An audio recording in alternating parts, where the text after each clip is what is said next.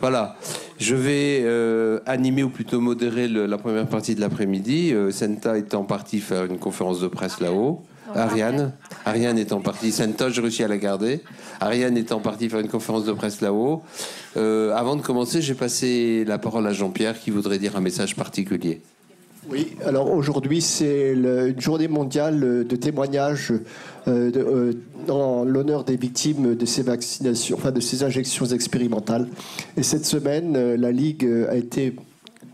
j'étais profondément troublé par l'annonce de la mort subite du petit-fils de Florence qui publie la lettre d'information de la Ligue. Cet enfant âgé de 15 mois, elle a passé le week-end avec l'enfant et mardi matin, il était décédé. Florence s'était battue avec sa fille pour le protéger. La maman n'a pas compris et aujourd'hui, c'est le drame. Voilà, c'est malheureusement le quotidien de tous, de ces parents qui se battent ou de ces grands-parents aujourd'hui. Et les jeunes enfants ne comprennent pas le risque qu'ils prennent en exposant leurs enfants à ces injections obligatoires. Bon, excusez-moi, je suis très ému, mais voilà. Sachez, si vous êtes abonné à la lettre d'information de la Ligue, c'est le petit-fils de Florence, il s'appelait Aaron, il avait 15 mois. Oui, merci Jean-Pierre. C'est vrai qu'on est confrontés tous régulièrement à ça. C'est très très difficile, il faut en avoir vu pour le croire.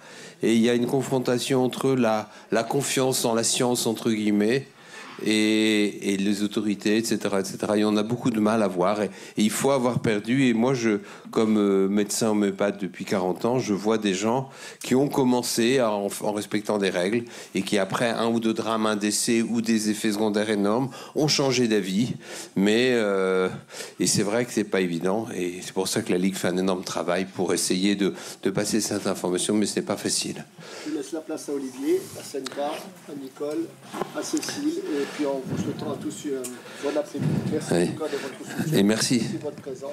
Et merci à Jean-Pierre pour tout ce qu'il fait, parce que sans... La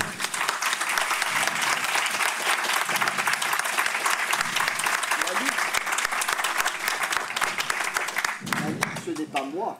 La Ligue, c'est vous tous, c'est nous tous. Oui. Mais enfin, tu es le synchronisateur quand même.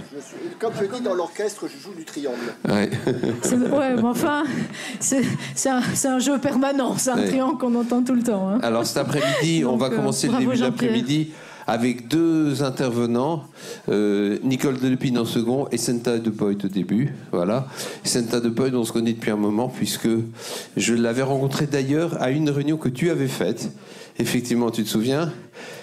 Voilà, 2014 à mon avis, et j'avais écouté la présentation de Senta sur l'autisme et j'avais trouvé ça tout à fait passionnant et je lui avais proposé qu'on organise ce qu'on a fait d'ailleurs, un congrès sur sortir de l'autisme et où tu avais vraiment été la cheville ouvrière de ce congrès.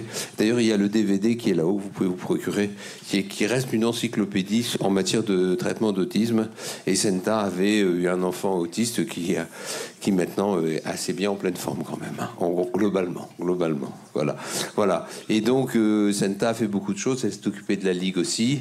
Elle a été responsable européenne de Children's Defense avec Kennedy. Vous avez vu que Kennedy va se présenter aux élections présidentielles aux États-Unis. S'il est élu, ce serait quand même quelque chose d'assez étonnant. Hein. Quand on connaît ses positions sur la vaccination et sur tout ça, je pense qu'il y en a beaucoup qui n'aimeraient pas. Oui, c'est plus que ça. Je pense que rien que le fait qu'il se soit présenté, élu ou pas élu, l'objectif de vraiment briser le barrage médiatique, là, ils ne savent plus quoi faire. Parce que où ils en parlent, et alors là, ils disent tout, ou ils le censurent, mais bon, censurer un candidat présidentiel, en plus un Kennedy, c'est vraiment très gênant. Et l'assassiner, ça va avoir un petit air de... Je sais qu'on dit jamais 203, mais ça va avoir un petit air de déjà vu, donc je sais pas s'ils vont oser, surtout maintenant qu'on sait que c'est la CIA, donc ça va être un peu compliqué, quoi. Mais je sais que rien ne les arrête, mais là, quand même, ça va être un peu chaud, mais on sait jamais. Donc voilà, ce serait tout à fait passionnant quand on connaît ses positions, et on aurait, comme pour un ministre de la Santé, on pourra avoir Andrew Wakefield. Alors là, ça c'est vraiment ou patron du CDC. Andrew Wakefield, patron du CDC, ce serait pas mal. En tout cas, la devise des Kennedy, c'est I will die with my boots on. Donc voilà. Ça veut dire quoi, c'est ? Je mourrai avec mes bottes. Ouais. Voilà. Ouais. Bon. Bon. On en parlera une autre fois, mais c'est vrai que c'est très important. Je laisse la parole à Senta. Ouais. Donc, Senta, Merci. je vais être l'emmerdeur, Oui. tu as 40 minutes. Je vais vraiment faire un effort. Et je viendrai t'embêter si tu Oui, n'es ça pas. va. Un peu avant. Voilà. Promis. C'est parti.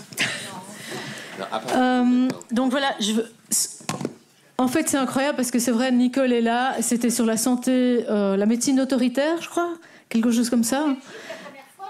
Non, quand tu m'as invité au congrès, et puis après on a fait l'autisme, etc.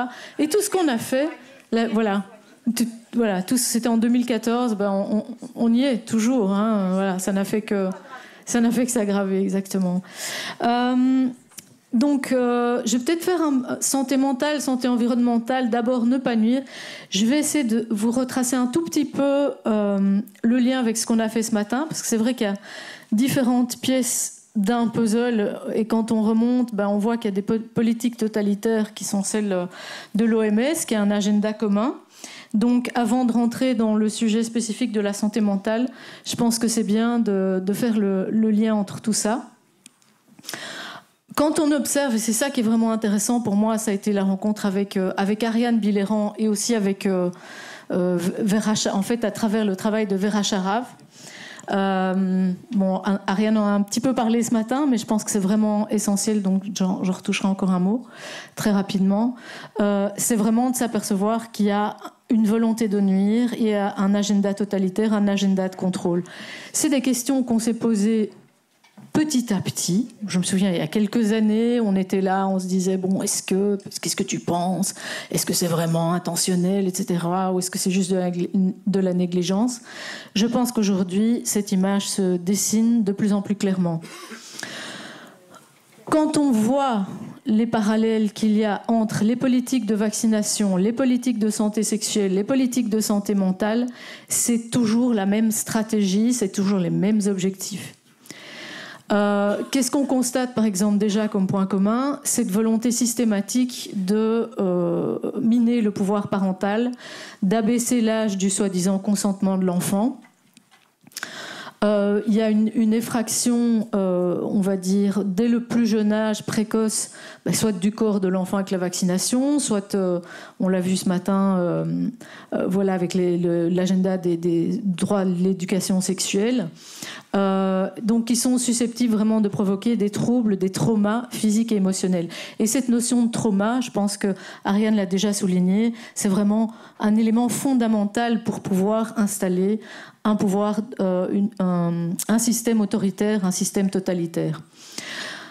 Il y a aussi l'enseignement de notions et de pratiques qui tiennent de l'idéologie. Donc maintenant, on va commencer aussi à enseigner la vaccination. Ça fait partie des politiques de l'OMS, de l'Europe, etc. à l'école. Moi, je vois même dans les cours de langue, mes enfants, ils vaccinèrent, etc. Dans toutes les autres langues, même là-dedans. Enfin, c'est vraiment, c'est incroyable. On va dire à quel point on peut vraiment pousser ça dans tous les apprentissages très tôt, à un âge où ils n'ont aucune notion encore vraiment de biologie. Ce sont toutes quand même des politiques qui visent à réduire la fertilité et la reproduction. Nicole en parlera sûrement bien plus tout à l'heure, avec le garde d'asile par exemple et d'autres vaccins. Aussi, il y a une forme de génocide quand on voit, je pense qu'aujourd'hui, très clairement, on peut voir tout ce qui se passe en termes de mort subite, par exemple, du nourrisson et vaccination. On l'a vu maintenant, mort subite de l'adulte. Pendant la période du Covid, il y a eu des États qui ont moins vacciné du fait de ne pas pouvoir se déplacer et puis aussi à cause d'un manque de confiance, une perte de confiance généralisée des parents à la vaccination, avec la évidemment l'agenda pour pousser les enfants à se faire vacciner contre le Covid. Et on voit qu'en fait, ces États, je prends l'exemple de la Floride, ces États, tout à coup, en fait, le taux de mort subite du nourrisson a chuté de manière drastique. Bon, il y a d'autres études. Ça ne va pas être une présentation très scientifique parce qu'il y a tellement à dire. Je pense qu'aujourd'hui, ce qui est vraiment important, c'est d'assembler les pièces du puzzle. Après, on va retrouver les études, etc. Mais je pense qu'on a déjà eu sur tous ces sujets des présentations scientifiques. Le tout, c'est d'avoir vraiment, en tout cas pour moi aujourd'hui, ça va être d'avoir cette vue d'ensemble. Il y a donc aussi une propagande qui est faite, terrible, sur les réseaux sociaux. On l'a vu. C'est la même chose aussi, par exemple, pour la santé mentale.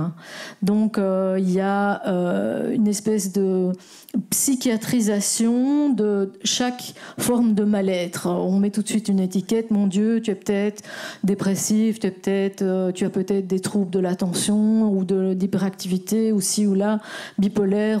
On sort toute une série d'étiquettes. Qui vont interpeller les parents, les enseignants, les enfants eux-mêmes, et pour pousser évidemment à la médication et à une prise en charge qui va mener au contrôle. Et il y a le même phénomène, bien entendu, la censure des avis critiques.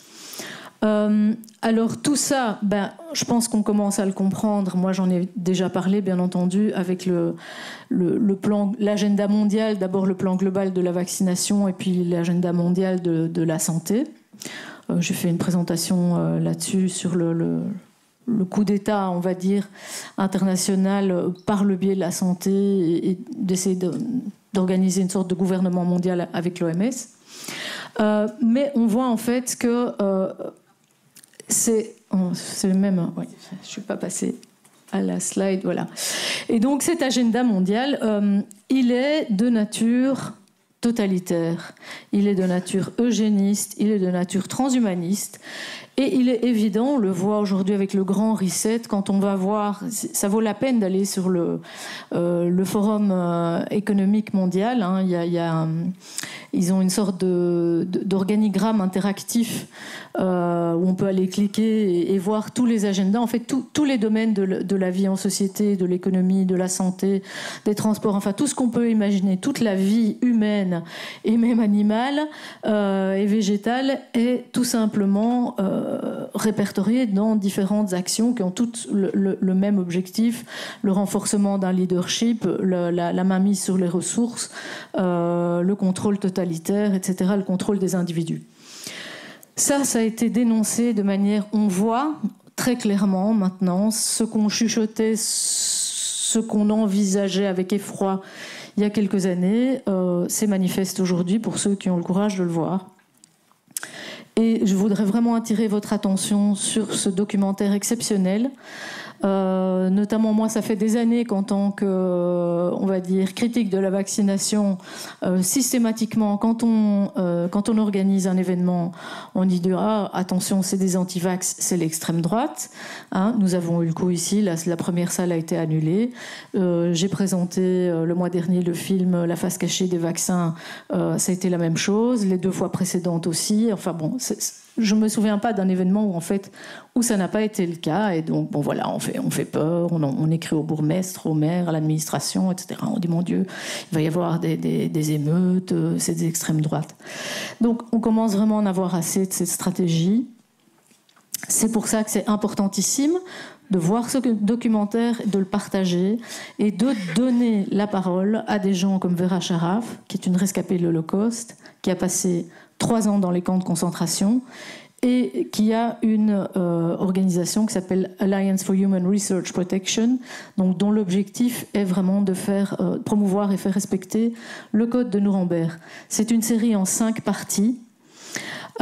Cette série, en fait, reprend les témoignages de 32 personnes, la plupart des juifs qui sont soit comme elle des survivants, mais bon, il n'y en a pas 32, soit des 2e ou 3e générations. Il y a des médecins, il y a des scientifiques, il y a des gens qui sont aux États-Unis, en Europe, en Israël, et qui tous soulignent les parallèles entre la montée du nazisme, la montée des régimes eugénistes, on va dire, et ce qui s'est passé ici avec la pandémie. Donc c'est extrêmement important de regarder ce documentaire qui va sortir, les 2 premiers épisodes sous-titrés en français sortiront demain après-midi, demain fin de journée à 18h sur plusjamais.eu. Voilà. Et ce travail, je tiens à le souligner, extrêmement complémentaire avec le travail d'Ariane Biléran. Parce que les questions qui sont amenées par ces témoins, qui sont racontées, qui sont vécues, et vraiment chacun sous différents angles. Et en fait, ce qui est frappant, c'est de voir la liste des parallèles. Hein. Tout a commencé aussi avec des prétextes sanitaires. Voilà, mon Dieu, c'est le typhus, c'est les problèmes d'hygiène, on va les mettre dans les ghettos, c'est une question c'est une mesure d'hygiène, tout ce genre de choses. C'est exactement la même chose qui se passe aujourd'hui.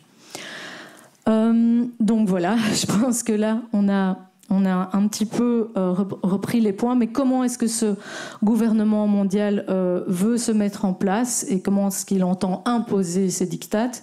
Toutes les politiques qu'on a entendues décliner ce matin, donc les droits sexuels, la vaccination obligatoire, et aujourd'hui il va y avoir une grande politique au niveau de la santé mentale. Toutes ces politiques en fait sont imposées tout simplement par l'argent, c'est toujours le même truc.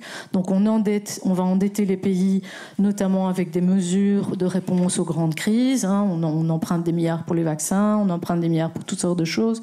Aujourd'hui, c'est pour financer la guerre en Ukraine, etc., les mesures de sanctions. Et le problème, c'est qu'après, il faut emprunter pour payer ses dettes. Et pour emprunter, on est obligé de suivre, ça c'est nouveau, avant c'était pas le cas, mais maintenant c'est vraiment affiché de manière ouverte, que ce soit la Banque mondiale, que ce soit la Banque centrale européenne, la Banque des règlements internationaux, qui est la Banque des banques centrales, on est obligé d'adhérer à l'agenda du Forum économique mondial. Donc, si vous n'êtes pas d'accord, si vous ne faites pas tout ce qu'on vous dit, eh bien, simplement, vous n'aurez pas d'argent. C'est ça le truc.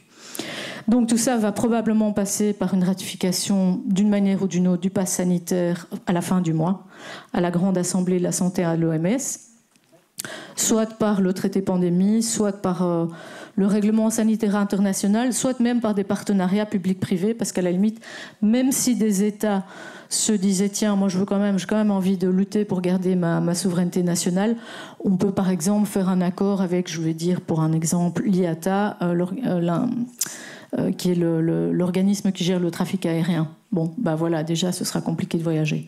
Donc c'est un petit peu long tout ça avant de vous parler de la santé mentale, mais je pense que c'était vraiment important de faire le lien entre, on va dire, tous ces domaines, toute cette pièce du puzzle totalitaire. Et il y a aussi un objectif qui est un objectif d'implanter des entités, je vais dire, administratives et, on va dire, d'exécution aussi dans les différents pays. Donc, on va dire une sorte comment dire, de gestion, de prise de contrôle des pays à leur insu. C'est directement l'OMS qui va décider avec ses antennes nationales, quel que soit le nom qu'elle porte.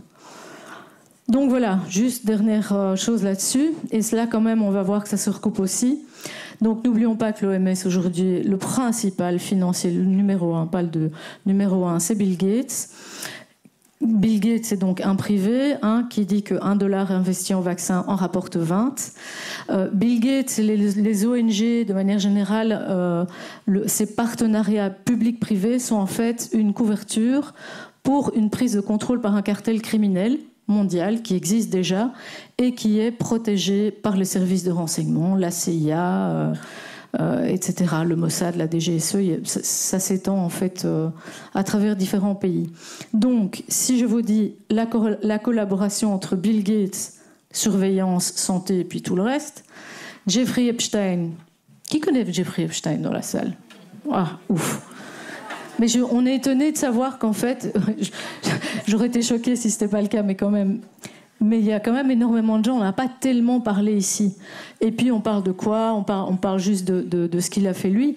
On ne parle jamais de l'association Epstein-Maxwell, c'est-à-dire le fait que sa compagne était la fille de Robert Maxwell, qui était un géant des médias. Donc l'objectif d'Epstein, c'est pas seulement un réseau de trafic sexuel, c'est surtout un réseau de contrôle de toutes les personnalités d'influence politique, économique, etc., de la société à un niveau international pour pouvoir avoir des dossiers pour les faire chanter. Epstein et Bill Gates étaient de grands donateurs, par exemple, du Media Lab du MIT ou de Harvard. Ils avaient ensemble, Epstein avait une fondation pour la santé. Donc, ils sont venus ensemble, 2013, je crois, 2011, je ne sais plus, au Parlement européen pour tout apprendre des politiques de santé. Depuis la fin des années 90, il travaillait déjà avec Léon Black de la CIA et Ehud Barak du Mossad. Donc on voit bien en fait que tout ça, ça fait très longtemps que c'est en cours. Et là, on va voir qu'en fait c'est le même réseau au niveau des personnes. Et puis on le voit parfois. Hein. Tout à l'heure, on a cité même au niveau local Roselyne Bachelot, par exemple. Hein, voilà. Mais on voit que c'est un même groupe de personnes qui opèrent. Bon, voilà. Tout ça, on n'en parle pas dans les médias. Ce qu'on fait, c'est du limited hangout, comme disent les Américains, c'est-à-dire on sort des informations de manière limitée. On fait une série Netflix, soi-disant, pour exposer les scandales, mais on expose le moins possible. Donc voilà, j'en arrive maintenant. Il me reste un quart d'heure, non plus, 25 minutes. À la santé mentale, santé environnementale, donc arrêter la catastrophe grâce à des principes vertueux. Ce qu'il faut savoir, c'est que 2023, c'est l'année de la santé mentale en Europe, l'année de la santé mentale des jeunes plutôt, et les chiffres sont alarmants. Forcément, on les a torturés dans les 3 années qui ont précédé, donc il ne faut pas s'étonner. Donc selon l'OMS, le suicide est la 2e cause de mortalité chez les jeunes, ça c'est dans le monde. En Europe, 1 jeune sur 10 a fait une tentative de suicide. Aux USA, la pandémie a augmenté de nombreux diagnostics, soit de dépression, de troubles mentaux, par exemple TDAH, des diagnostics comme ça, environ de 10 à 20%. La consommation de psychotropes et de médicaments en général concernant la santé mentale a également beaucoup augmenté. Et aux USA, les chiffres de cette année, donc ils remontent toujours à une situation d'il y a 2-3 ans. Pour l'autisme, par exemple, le diagnostic aujourd'hui, la prévalence est de 1 sur 36 enfants à 8 ans. Ça veut dire que si on prend les enfants à 4 ans, où en général on a déjà un premier diagnostic, c'est plus élevé que ça, c'est probablement en dessous de 30. Donc on a environ 3% des enfants avec un diagnostic d'autisme. C'est normalement un diagnostic quand même lourd et qui est en principe irréversible à vie. Le coût entre guillemets de soins, c'est c'est évalué à plus d'1 million de dollars. Donc vous voyez bien qu'on ne peut pas arrêter l'affaire, hein, parce que si on commence à dire c'est ça la véritable pandémie. C'est ça la véritable pandémie. Donc, comment se déroule cette stratégie totalitaire, on va dire, au niveau de la santé mentale ? C'est la même chose, parce qu'en fait, l'industrie, c'est très très bien. On en parlera. Je ne vais pas m'étendre longtemps, parce qu'il y a beaucoup de sujets déjà traités, donc je vais juste mentionner les sources. Mais ça commence par effectivement un traumatisme. Ça rapporte énormément. Évidemment, ça ne rapporte pas à la société qui doit payer pour les soins, la scolarité, etc. Mais par contre, à l'industrie, ça rapporte énormément. J'ai plus le chiffre en tête, mais c'est quand même pas mal de milliards de dollars. Donc, il y a une stratégie totalitaire qui est le trauma et la prise de contrôle, qui en fait exactement, c'est toujours le même système. C'est-à-dire, il y a une alerte sur la situation de crise. Voilà, 2023, mon Dieu, c'est terrible, on ne l'avait pas anticipé, mais avec tout ce qu'on a fait avec la jeunesse, figurez-vous qu'ils ont des troubles ils sont dépressifs et ils ont des troubles. Très intéressant. Faites l'exercice. Quelle que soit la politique de l'OMS, que ce soit les droits sexuels, la vaccination, les maladies infectieuses, la santé mentale, le premier objectif, c'est le renforcement du leadership. Ça dit tout. Pourquoi est-ce qu'on a besoin nécessairement de renforcer le leadership pour lutter contre les maladies infectieuses ? Je sais pas, moi je vois pas. Donc, et ensuite, c'est toujours le dépistage. Le dépistage, je crois que ça nous rappelle quelque chose. Les tests, je crois que ça nous rappelle quelque chose. Ici, c'est la même chose. Donc, on invente des nouveaux diagnostics. On va faire. Il y a des objectifs d'avoir des tests systématiques à travers dans les écoles. Alors, ça ne veut pas dire qu'il faut rien faire. On est bien d'accord, parce qu'il y a vraiment des jeunes qui ont besoin d'aide. Mais j'ai quand même beaucoup de craintes par rapport à la manière dont ça va être fait et surtout ce qu'on va proposer derrière. Donc, ma crainte, c'est on aille mettre très très vite des étiquettes. Et les étiquettes vont générer, vous savez, c'est les protocoles de soins après. Voilà. Et donc là, ça va générer des protocoles avec toute une série de médicaments. Puisque de toute façon, on n'a pas l'argent pour des vraies consultations avec un psychologue, etc. Tout ça, c'est beaucoup trop coûteux, n'est-ce pas ? Donc, il y a évidemment toujours des traitements expérimentaux. Je vais vous en mentionner quelques-uns juste après. Là, maintenant, la télémédecine. Donc, je pense que, vraiment, pour quelque chose qui touche à tout ce qui est émotionnel, psychologique, relationnel, santé mentale, faire des diagnostics, je veux dire, en télémédecine, ça me paraît vraiment gravissime. On a aussi de la propagande et qui est notamment vraiment la publicité pour, vous savez, le dépistage, comme on le voit par exemple avec le guerre d'asile, toutes les campagnes sur est-ce que vous aurez peut-être, attention, le cancer du col de l'utérus, etc. Ici, est-ce que vous souffrez d'hyperactivité, mon Dieu, vous êtes un peu déprimé, etc. Donc les enfants tombent très très vite là-dedans. Une soi-disant éducation, donc je pense qu'on va probablement intégrer ça dans des programmes scolaires. La transformation, comme d'habitude, de droit en obligation. Vous avez le droit à la santé, ça veut dire que vous êtes obligé de vous faire vacciner, par exemple. Et puis finalement, le cycle recommence puisque l'état de l'enfant s'aggrave. Bon, tout ça, c'est les mêmes choses. Donc, quels sont les facteurs de trauma ? C'est là où on passe vraiment, je dirais, à la composante environnementale, la 4G, la 5G. On a des études là-dessus. Si je parle de tout ça aujourd'hui, je sais que vous êtes au courant, mais c'est parce que si jamais vous avez l'occasion de parler à des décideurs politiques ou à d'autres gens, puisque vous êtes là pour partager les informations, on a des études, par exemple, et des plans au niveau européen, etc. On a vraiment beaucoup de données là-dessus sur donc il y a la 4G, le temps d'écran, les perturbateurs endocriniens. On a Corinne Lalo qui est ici dans la salle qui a publié un super bouquin là-dessus. Les drogues, il y a vraiment toute une politique aujourd'hui aussi. Bon, chaque sujet mériterait une conférence en soi, mais il y a une politique de dépénalisation des drogues. Et pas seulement les drogues douces, les drogues dures. Donc au Canada, on vient de dépénaliser la cocaïne, par exemple. Et il y a une volonté. Si vous entendez Yuval Harari, qu'est-ce qu'il dit ? Toutes ces, il n'a pas dit bouche inutile, mais ça revient à peu près à ça. Tous ces gens qui vont se retrouver sans emploi parce qu'on va prendre leur boulot. Comment ? Des mangeurs inutiles, oui. Bon. En tout cas, voilà, ils auront les drogues et les jeux vidéo.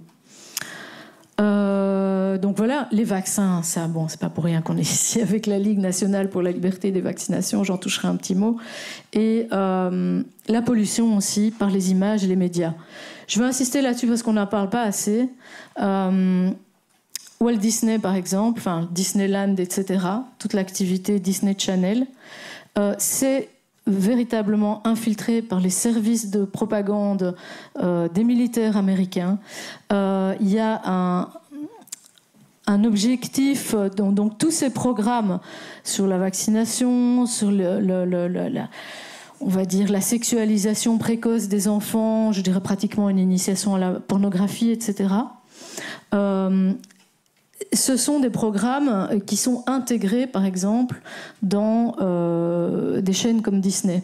Donc le scientifique en chef, on va dire, pardon, pas scientifique en chef, Chief Image Engineering, donc ceux qui développent l'imaginaire, si vous voulez, des contenus Disney, est aujourd'hui appelé à témoigner, donc à témoigner en tout cas comme accusé, en tout cas, pour être interrogé par le Congrès américain.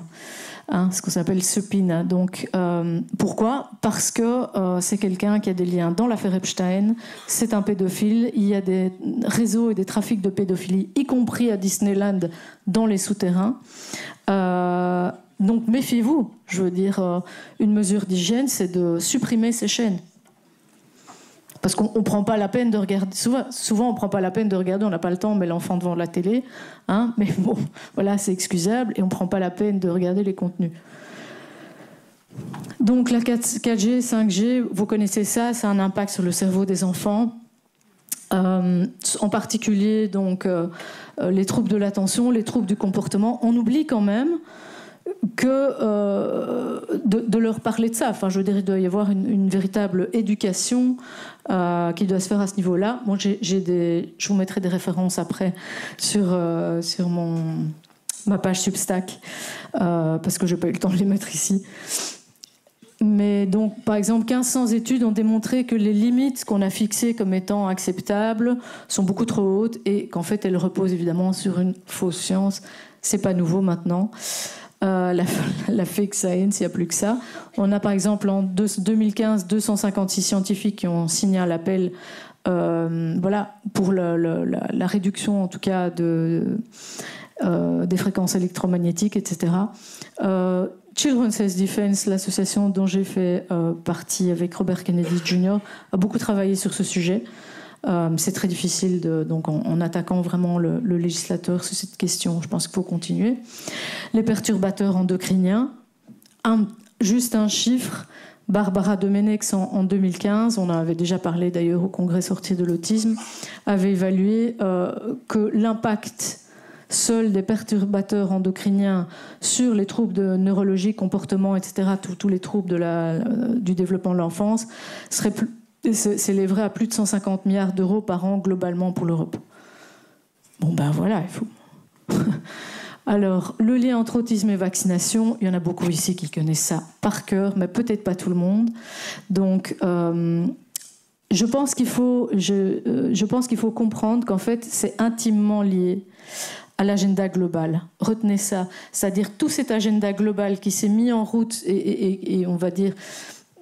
qui s'est vraiment réalisé avec la pandémie, raison pour laquelle j'ai pu l'anticiper en écrivant le fameux article « La prophétie de Nexus » sur le plan global de la vaccination en mars 2019. Eh bien, en fait, il a vraiment connu sa formulation et un coup d'accélérateur à partir de novembre 2014.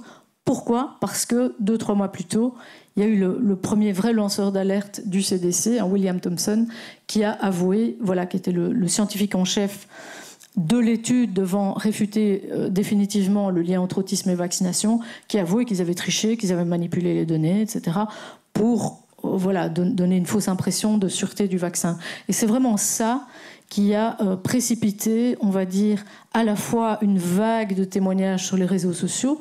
Donc, continuez à témoigner. Ces vagues de témoignages, c'est ça qui change, c'est la première chose, on va dire, qui fait bouger les gens. Donc, c'est pour ça que c'est très, très important et c'est très complémentaire, la journée qu'on fait aujourd'hui avec les victimes, la journée mondiale des victimes pour la vaccination Covid. Donc voilà, mais il faut bien voir ça en tête. En fait, ça a été une course permanente entre la censure, les obligations. Il y a eu toute la campagne sur la rougeole, etc. Je ne vais pas détailler. Si vous n'avez pas vu le film Vaxxed, regardez-le ou conseillez de le regarder parce que vraiment, je pense qu'aujourd'hui, on va poser un autre regard là-dessus, vu tout ce qu'on a vécu avec le Covid. Alors, au niveau des dépistages, là j'en viens un petit peu, qu'est-ce qu'on nous promet ? On assiste quand même à toutes sortes de nouveaux diagnostics, notamment toutes ces histoires d'identité de genre qu'il n'y avait pas il y a 5 ans. La psychiatrisation des effets secondaires de la vaccination. Et ça, c'est chez les jeunes, chez les adultes. Ça a commencé en particulier avec le Gardasil, parce que c'était la première fois que des jeunes, finalement, des adolescents pouvaient témoigner, parce que les bébés, ils ne savent pas dire, mon Dieu, voilà, ça ne va plus depuis le vaccin. Donc là, on dit c'est génétique, il n'y a rien à faire. Mais par contre, chez les adolescentes qui ont témoigné de leur souffrance, on leur a toutes dit « Ah non, mais vous savez, vos troubles, y compris à des adolescentes qui sont retrouvées en chaise roulante, vos troubles, c'est auto-induit. Ce sont vos angoisses face à la vaccination suite à la désinformation que vous avez pu voir sur Internet, notamment par exemple des histoires comme Vax avec Wakefield et compagnie.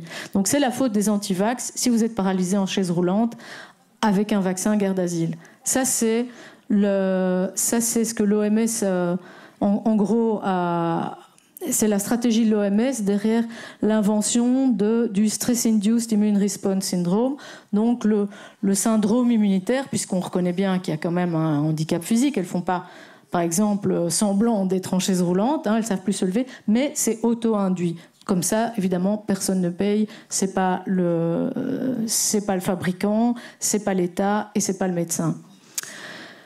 Il y a donc aussi maintenant le phénomène des autodiagnostics sur les réseaux sociaux, et notamment en particulier sur Instagram et TikTok.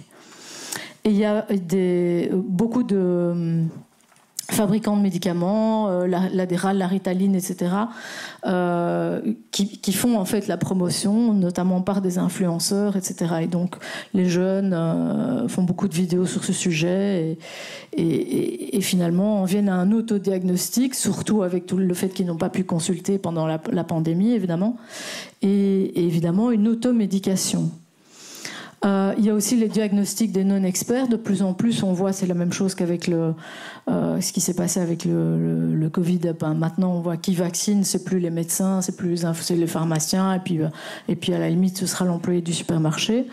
Donc, on a, par exemple, les diagnostics avec les enseignants. Et là, une éducation, entre guillemets, des enseignants.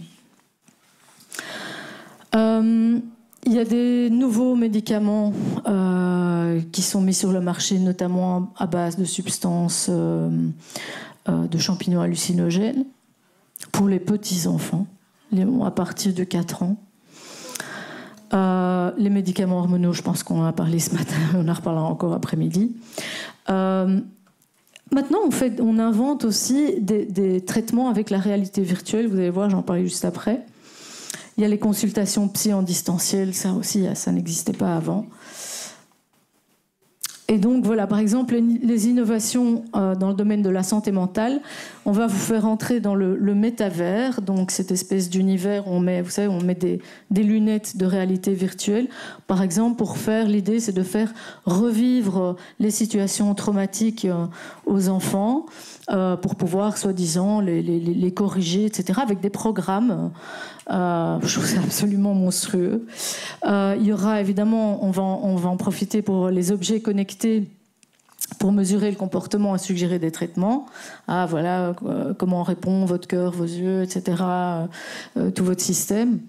Des systèmes de reconnaissance faciale pour mieux analyser les émotions des patients. Logiciel d'analyse de la voix aussi, dans le même objectif. Puis évidemment, il y a les groupes de sensibilisation sur les réseaux sociaux. On a vu la même chose.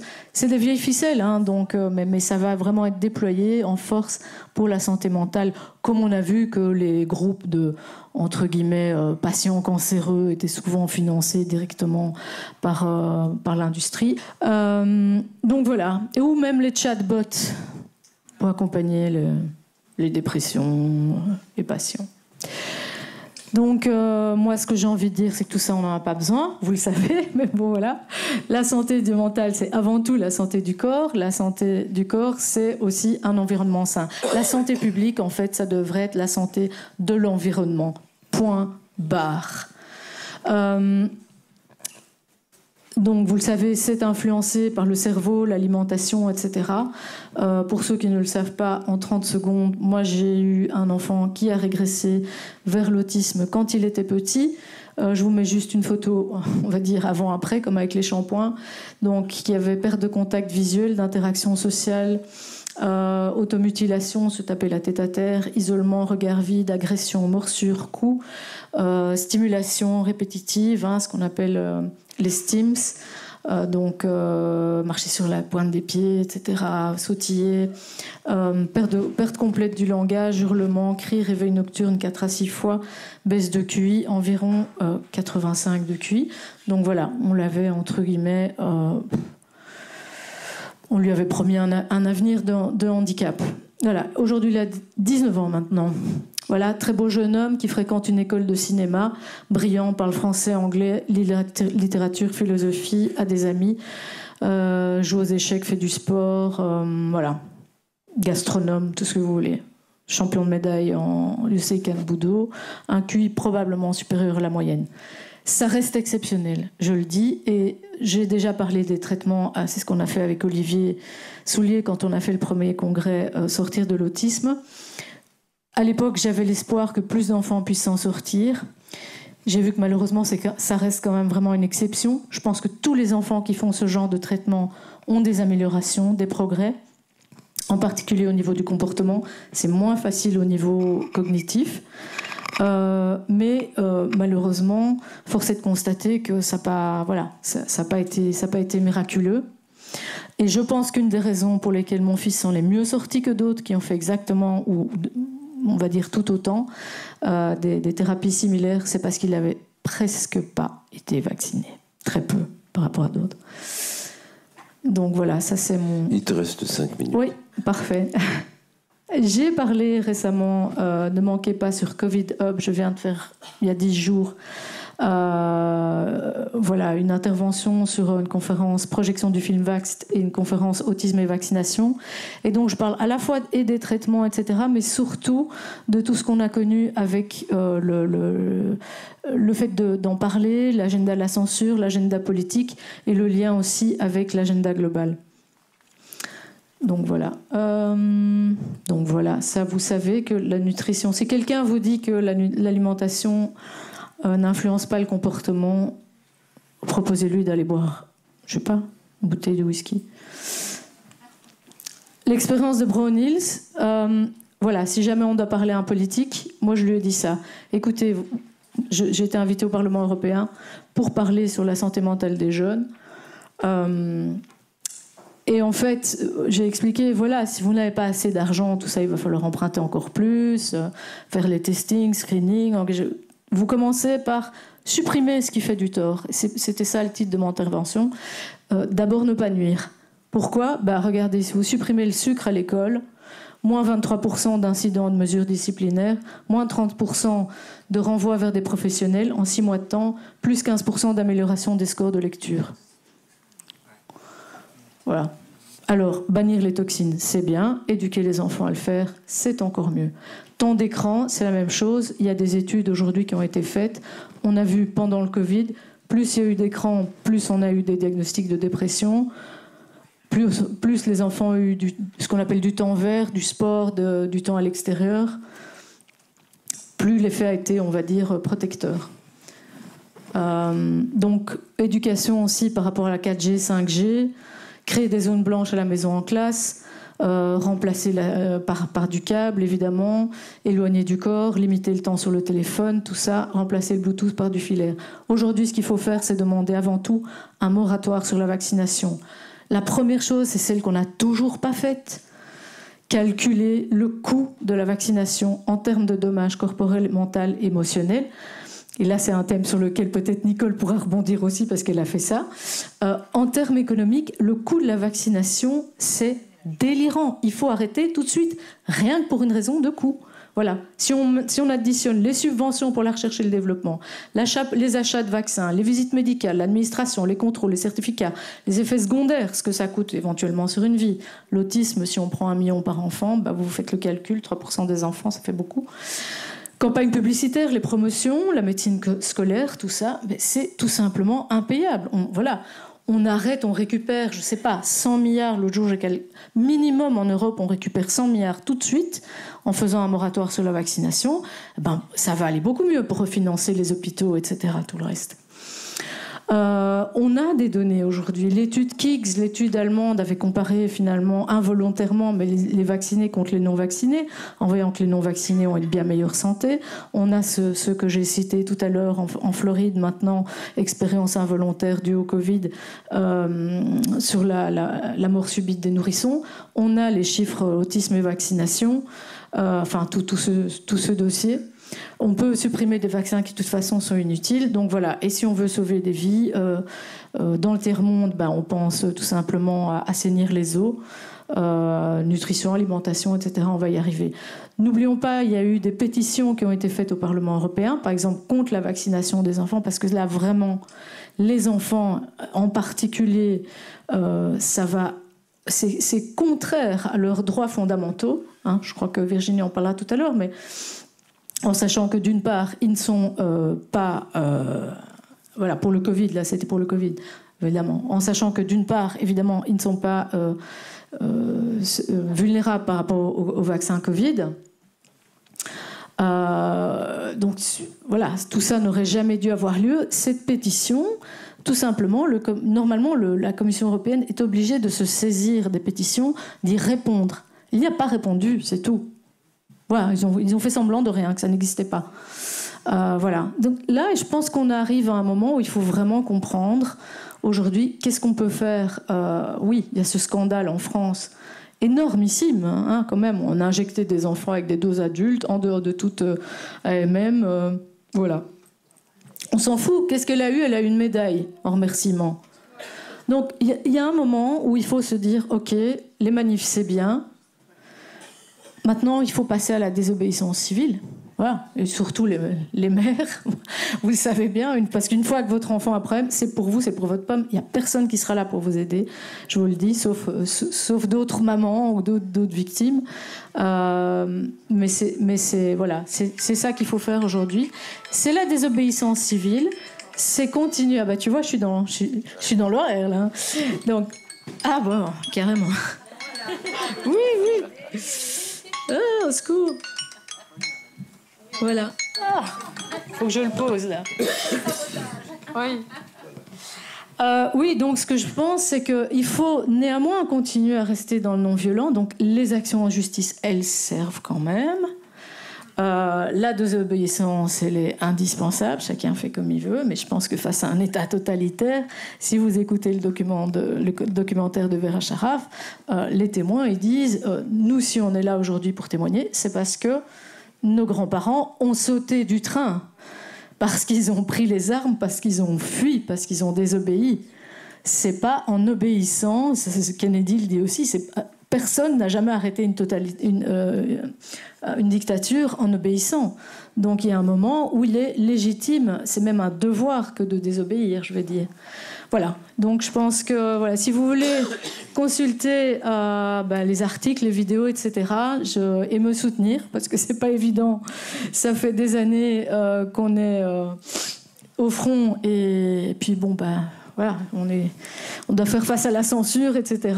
Pour notre vie personnelle, c'est pas facile non plus. Je vous invite à vous inscrire sur ma lettre. C'est gratuit, et voilà. Et puis si vous voulez me soutenir, c'est volontiers. Merci.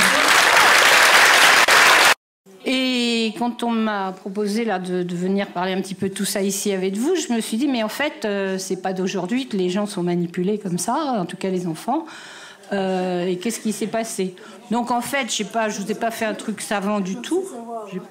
Oui, ça va marcher ou faut que j'allume le mien?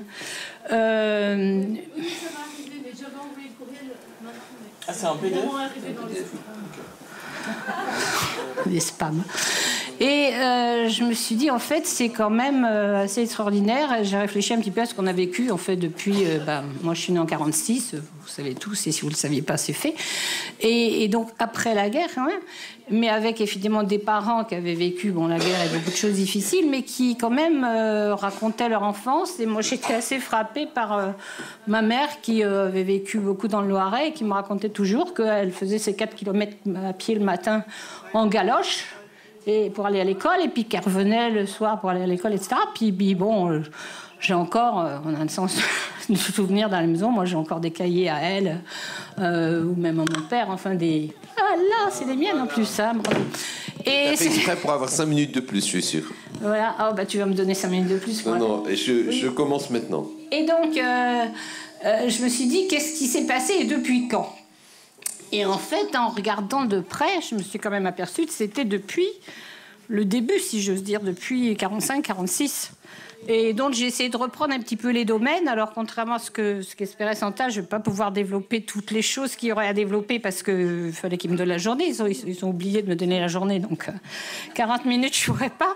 Mais effectivement, on va passer sur les différents domaines. Quelques-uns que j'ai cités, et encore, il y en a beaucoup d'oubliés et même pas cités, où on voit que depuis l'époque de notre naissance et quelques années après surtout, eh ben on a vu effectivement des obligations, des impositions, des injonctions, des choses obligatoires à faire pour les enfants.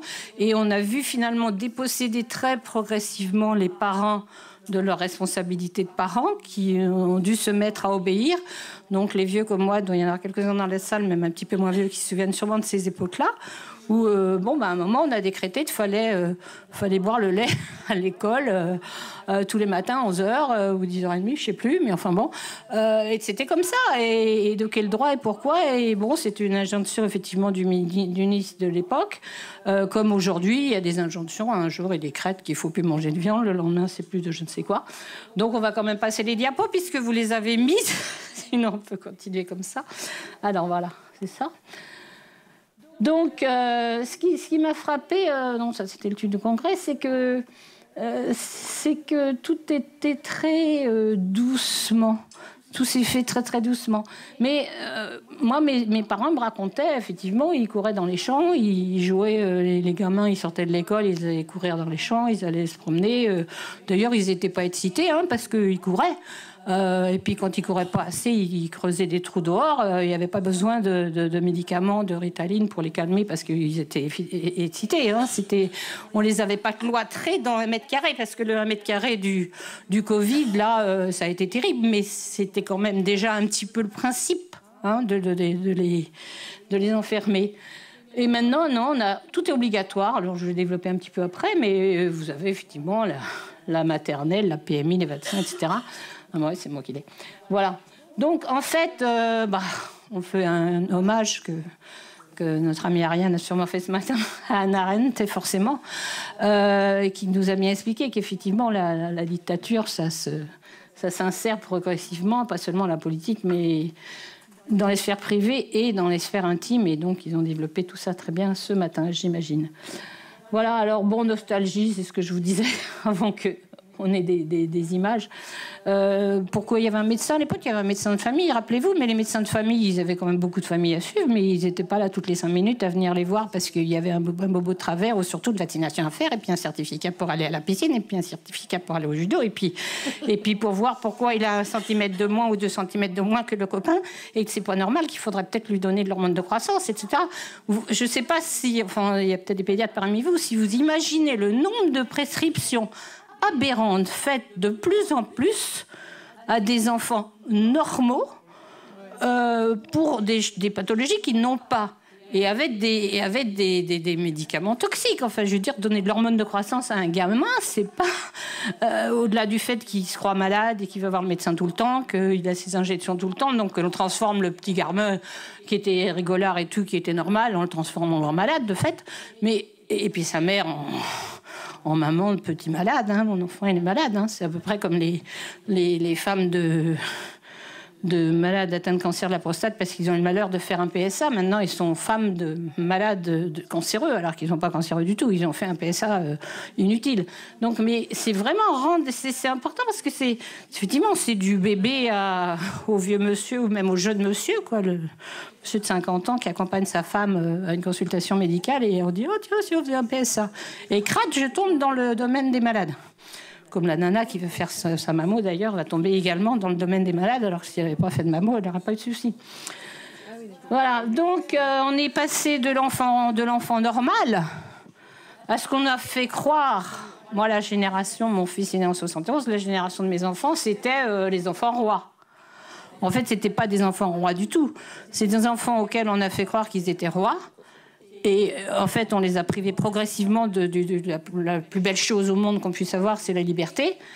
Et on les a privés de ça. On leur donnait plein de choses à côté, des joujoux et tout ce qu'on veut, mais c'était pas des enfants rois. Et en fait, on les a transformés progressivement en robots. Un robot, c'est obéissant par définition, sinon ce ne serait pas un robot. Et soumis. Et on a bien vu que leur résultat, il n'a pas été si mauvais. Il faut reconnaître qu'ils ont fabriqué pas mal de robots, puisque sinon, il n'y aurait pas eu... alors, on va dire quoi, 70%, 80% de la population vaccinée, un petit peu moins... Enfin, injectée, un peu moins tout de même que ce qu'ils racontent, mais enfin, quand même beaucoup trop, quoi. Donc, effectivement, et c'est effectivement une bonne part des gens de cette génération d'enfants rois, de pseudo-enfants rois, qui sont devenus esclaves soumis. Progressivement. Jusqu'à quelle heure? Voilà, la injonction, c'est là où je vous dis, je ne peux pas vous raconter tout, parce que c'est dans tous les domaines. Il y a eu des restrictions progressives, discrètes, sournoises, subrepticement, de tous les domaines de la vie courante, de la vie, quoi. Alors, à l'école, on va quand même en parler un peu plus longtemps. La santé, n'en parlons pas. On va en parler, justement. Les relations familiales qu'on a évidemment dézinguées. L'éducation précoce à la sexualité, vous avez déjà largement parlé, mais bon, on en redira un mot. Wokisme et tout ce qui va avec. Bon, via l'éducation nationale, évidemment, et via les réseaux sociaux qui sont quand même, là aussi, largement manipulés. Parce qu'on dit, les gamins, ils vont sur les réseaux sociaux. Oui, mais qui ils trouvent sur les réseaux sociaux? Et comment ils trouvent sur les réseaux sociaux? Et tous ces influenceurs qui, eux-mêmes, sont bien financés ou bien infiltrés eux-mêmes. Donc, les réseaux sociaux, je veux bien qu'on fasse semblant de croire que c'est de l'indépendance, mais c'est de la manipulation aussi. Donc, plus les associations sportives, etc., religieuses, tout ce qu'on veut, tout ça est infiltré, en fait. Alors, j'ai pris, puisque Olivier me donnait tellement peu de temps, j'ai pris quelques exemples. La destruction de la famille, évidemment. Et après, on va faire une séance pour pleurer pour Nicole, d'accord ? Je pleure. La propagande, évidemment, contre la famille normale. C'est vraiment ringard d'avoir une famille avec un père, une mère et des enfants. Non, bon, franchement. Donc, on leur a fait croire que les maris, c'était jetable, ou les femmes d'ailleurs, et que, bon, Kleenex aidant. Bon, après, évidemment, ils ont vu les drames avec les enfants, avec toutes les conséquences familiales, mais enfin, le mal était fait et est encore fait, avec effectivement une difficulté de reconstruire les familles et le concept de la famille, puisque, effectivement, on nous dit... c'est ringard de vouloir que les gens ils passent pas leur vie à divorcer 3-4 fois, etc. Et puis on a fait croire aussi que les familles monoparentales c'était formidable, ça montrait l'indépendance de la femme, etc. dans le pseudo-féminisme qui lui aussi est une manipulation des femmes large, enfin me semble-t-il. Là aussi on pourra en faire 2 heures. Et quant au papa, on a essayé de déconstruire, comme disait Madame Sandrine Rousseau, je crois. Il faut déconstruire les pères, ça n'existe plus. Les pères, ça sert plus à rien. Si, ça sert. Je suis désolée. Les enfants, ils ont besoin d'un père, même si parfois il n'est pas toujours là. Si les parents sont quand même séparés, mais ils ont vraiment besoin d'un père. Le rôle du père, c'est pas la mère qui le remplace. C'est pas. Et tout ça, c'est la déconstruction progressive. Donc, fondement des structures sociales, on a fait des camps, des associations, tout ce qu'on veut, je vais passer là-dessus, parce que sinon on n'arrivera pas. Et évidemment, on a déconstruit la culture, on va en dire un mot, mais enfin, c'est tous les matins que vous voyez que la culture est déconstruite. Quand on voit qu'on ose... moi, je ne sais pas comment les gens ne sont pas dans la rue tous les matins pour hurler quand on dit qu'on va... changer le titre des Misérables ou le titre... non, mais je dis, ils en sont là quand même, à y réécrire des passages de bouquins d'auteurs célèbres. Mais comment on peut se permettre, ne serait-ce qu'évoquer cette idée, quoi. Je ne sais pas comment on peut en arriver là, je ne sais surtout pas comment les gens ne réagissent pas plus, parce que il y a de temps en temps un petit tweet qui dit c'est pas bien quand même de changer le titre des Misérables. Après, vous avez 10 ou 15 types qui disent oui, monsieur, vous avez raison, mais ça s'arrête à peu près là. C'est pas possible, quoi. Il faut arrêter, il faut sortir de tout ça, quoi. Et parce que tout ça, c'est un ensemble. Je veux dire, le reste, ça tombe pas par hasard, quoi. C'est vraiment c'est des wagons qui s'accrochent les uns les autres de la destruction. Par contre, je n'arrive pas à passer. Si, voilà. Bon, alors, la santé, évidemment, formidable. La santé, la pseudo-santé, le mot miracle, la santé, ça a été le premier moyen de coercition dès la petite enfance. Bon, comme j'étais effectivement limitée, j'ai pas mis la période fétale, mais enfin quand même, vous savez, c'est quand même terrible aussi, hein, les échographies obligatoires, les avortements fortement incités, parce que peut-être le gamin, il aurait... Moi, je me souviens, j'étais amie avec un cardiologue infantile, enfin, toujours ami, mais bon, on se voit moins puisqu'on ne se travaille plus, mais, et qui était horrifié par les avortements inciter quoi aux mères en disant non, vous pouvez pas garder votre gamin, il va pas être normal, qu'il y avait une petite communication interauriculaire qui aurait probablement guéri toute seule, qu'en tout cas nécessitait, c'était vraiment des petites anomalies. Donc vraiment il y a une incitation à liquider les gamins qui avaient l'ombre d'une petite amégalie en période fétale, qui maintenant d'ailleurs est avoué, puisqu'on a le droit d'avorter si on ne se sent pas très bien, n'est-ce pas? On peut avorter jusqu'à 9 mois, hein, vous savez que c'est passé, hein, l'avortement 9 mois en France, hein, parce qu'on pense toujours que c'est aux USA. Non, c'est passé en France. Il suffit de dire qu'on ne se sent pas très bien, quoi. Alors psychiquement, je ne suis pas très bien, alors je me fais avorter d'un gamin de 9 mois. C'est de l'infanticide absolu, hein. Et là aussi, il y a eu quoi comme révolution dans la rue ou même dans les personnes, quoi. Personne qui parle de moi, je me souviens, j'ai connu indirectement Alexandra Henrion-Caude à cette époque-là, parce qu'elle a protesté, elle, justement, au moment où il passait la loi, au mois d'août 2020, puis 2021. Donc elle protestait, mais à part elle, il n'y a pas grand monde qui a protesté là-dessus, quoi. Je suppose qu'on l'a traité de catou ringarde ou je ne sais quoi, parce qu'elle ne voulait pas qu'on fasse de l'infanticide à 9 mois, quoi. Franchement, je veux dire, ah ouais, c'est épouvantable, ça. Alors, une fois que le bébé est né, si on ne l'a pas tué, eh bien, on a interdit, on a interdit les accouchements à domicile, quand même. Au nom de quoi ? Est-ce que pendant des générations entières, on n'a pas... Alors, j'allais dire, c'est marrant, enfin, c'est plutôt tragique, mais actuellement, il n'y a plus de maternité, il faut faire 1h30 pour aller accoucher ou faire venir un hélicoptère, mais on n'a pas le droit d'accoucher à domicile. Enfin, je veux dire, ils vont être obligés de revenir dessus, mais c'est... Bon. Et oui, on a... Dans la voiture, vous avez le droit, à la limite, devant la maison. Oui, vous avez le droit, là, oui, c'est ça, ouais. Alors, et puis, ce qui m'a aussi sidéré, quand même, c'est ces visites obligatoires. Enfin, ça, comme pédiatre, ça m'a toujours... Moi, je suis pédiatre, initialement, essentiellement, hein, et mon internat, mon clinica. Après, j'ai fait de la cancérologie pédiatrique par-dessus, mais... Donc, toute cette période de prise en charge du petit enfant, du nourrisson, etc., je l'ai connue. Directement, j'ai jamais compris pourquoi on imposait absolument à ces pauvres mamans de faire toutes ces visites obligatoires imposées par la PMI. Alors, je n'ai pas eu le temps de vérifier, mais je pense que c'était pas obligatoire à l'époque, c'était recommandé. Mais là, j'ai vérifié, maintenant c'est obligatoire en tout cas. Hein, ça, c'est hallucinant. Alors, on fait des visites en PMI, on fait des vaccins, alors on va en repasser. Évidemment, on élève les enfants comme des vaches ou des moutons selon les critères qu'on vous donne. À un moment, l'allaitement maternel, c'était honteux, il fallait surtout pas. Puis en plus, ça allait abîmer les seins, c'est une autre affaire. Mais après, c'était les crèches collectives. Si vous ne mettez pas votre gamin en crèche collective, vous êtes un individu asocial, quoi. C'est absolument épouvantable. Et puis, l'école maternelle, l'école maternelle est une pression forte, hein, pour les gosses à l'école maternelle. Mais là, alors c'est à partir de là, je crois de ce septembre-ci, de ce septembre-là. Ah non, obligatoire, c'est depuis septembre 2022. Enfin, c'est fait, quoi. Mais c'est tout récent, quand même. C'est tout récent. Ils ont drôlement appuyé, mais... Et moi, j'appuie aussi, mais c'est pas efficace. Voilà. Donc, les examens de santé obligatoires, bon, je ne vais pas vous les redétailler, hein, mais c'est absolument ahurissant, quoi. Pourquoi on a besoin de 20 visites médicales obligatoires remboursées à 100%? Alors, du coup, si c'est remboursé, c'est formidable. Donc, vous allez y aller. Et puis, c'est important si c'est remboursé. Parce qu'il y a la manipulation des enfants, évidemment, qu'on va emmener dans toutes ces consultations. Mais il y a la manipulation des parents qu'on pousse à aller à ces consultations. Puisque c'est gratuit, c'est important. Et puis, c'est pas embêtant d'y aller. Donc...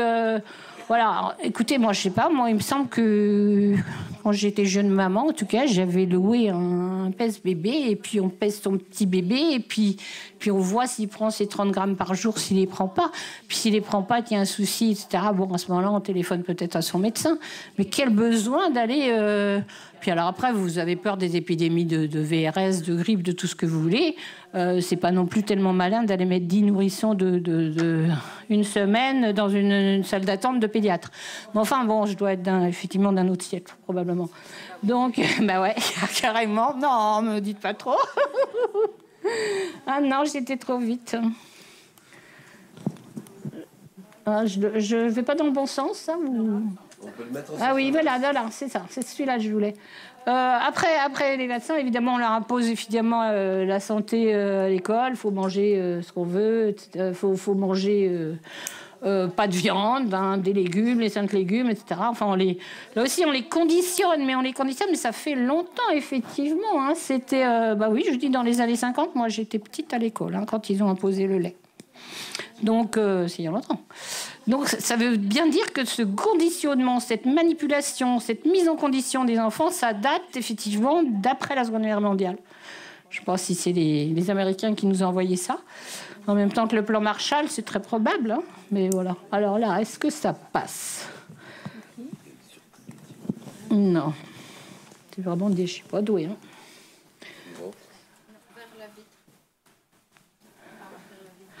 Ah, je ne vais pas où il faut. Ah. Faut toujours savoir viser. Voilà, je n'ai pas fait.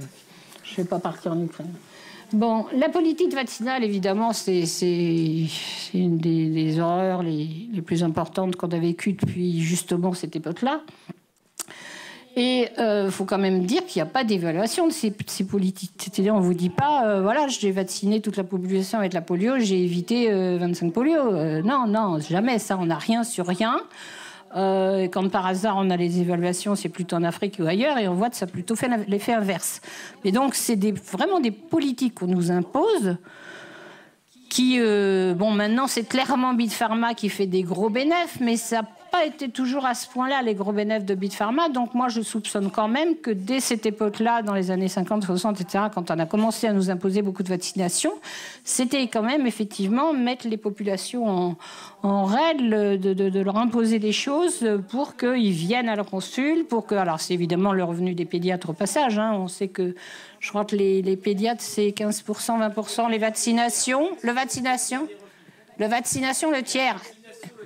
Et ouais, alors les consultations comme ça préventives, je ne sais pas combien ça fait, mais enfin ça fait quand même pas mal. Donc effectivement, l'exercice de la pédiatrie, en tout cas la pédiatrie de ville et puis les PMI et tout ça, a quand même vécu là-dessus.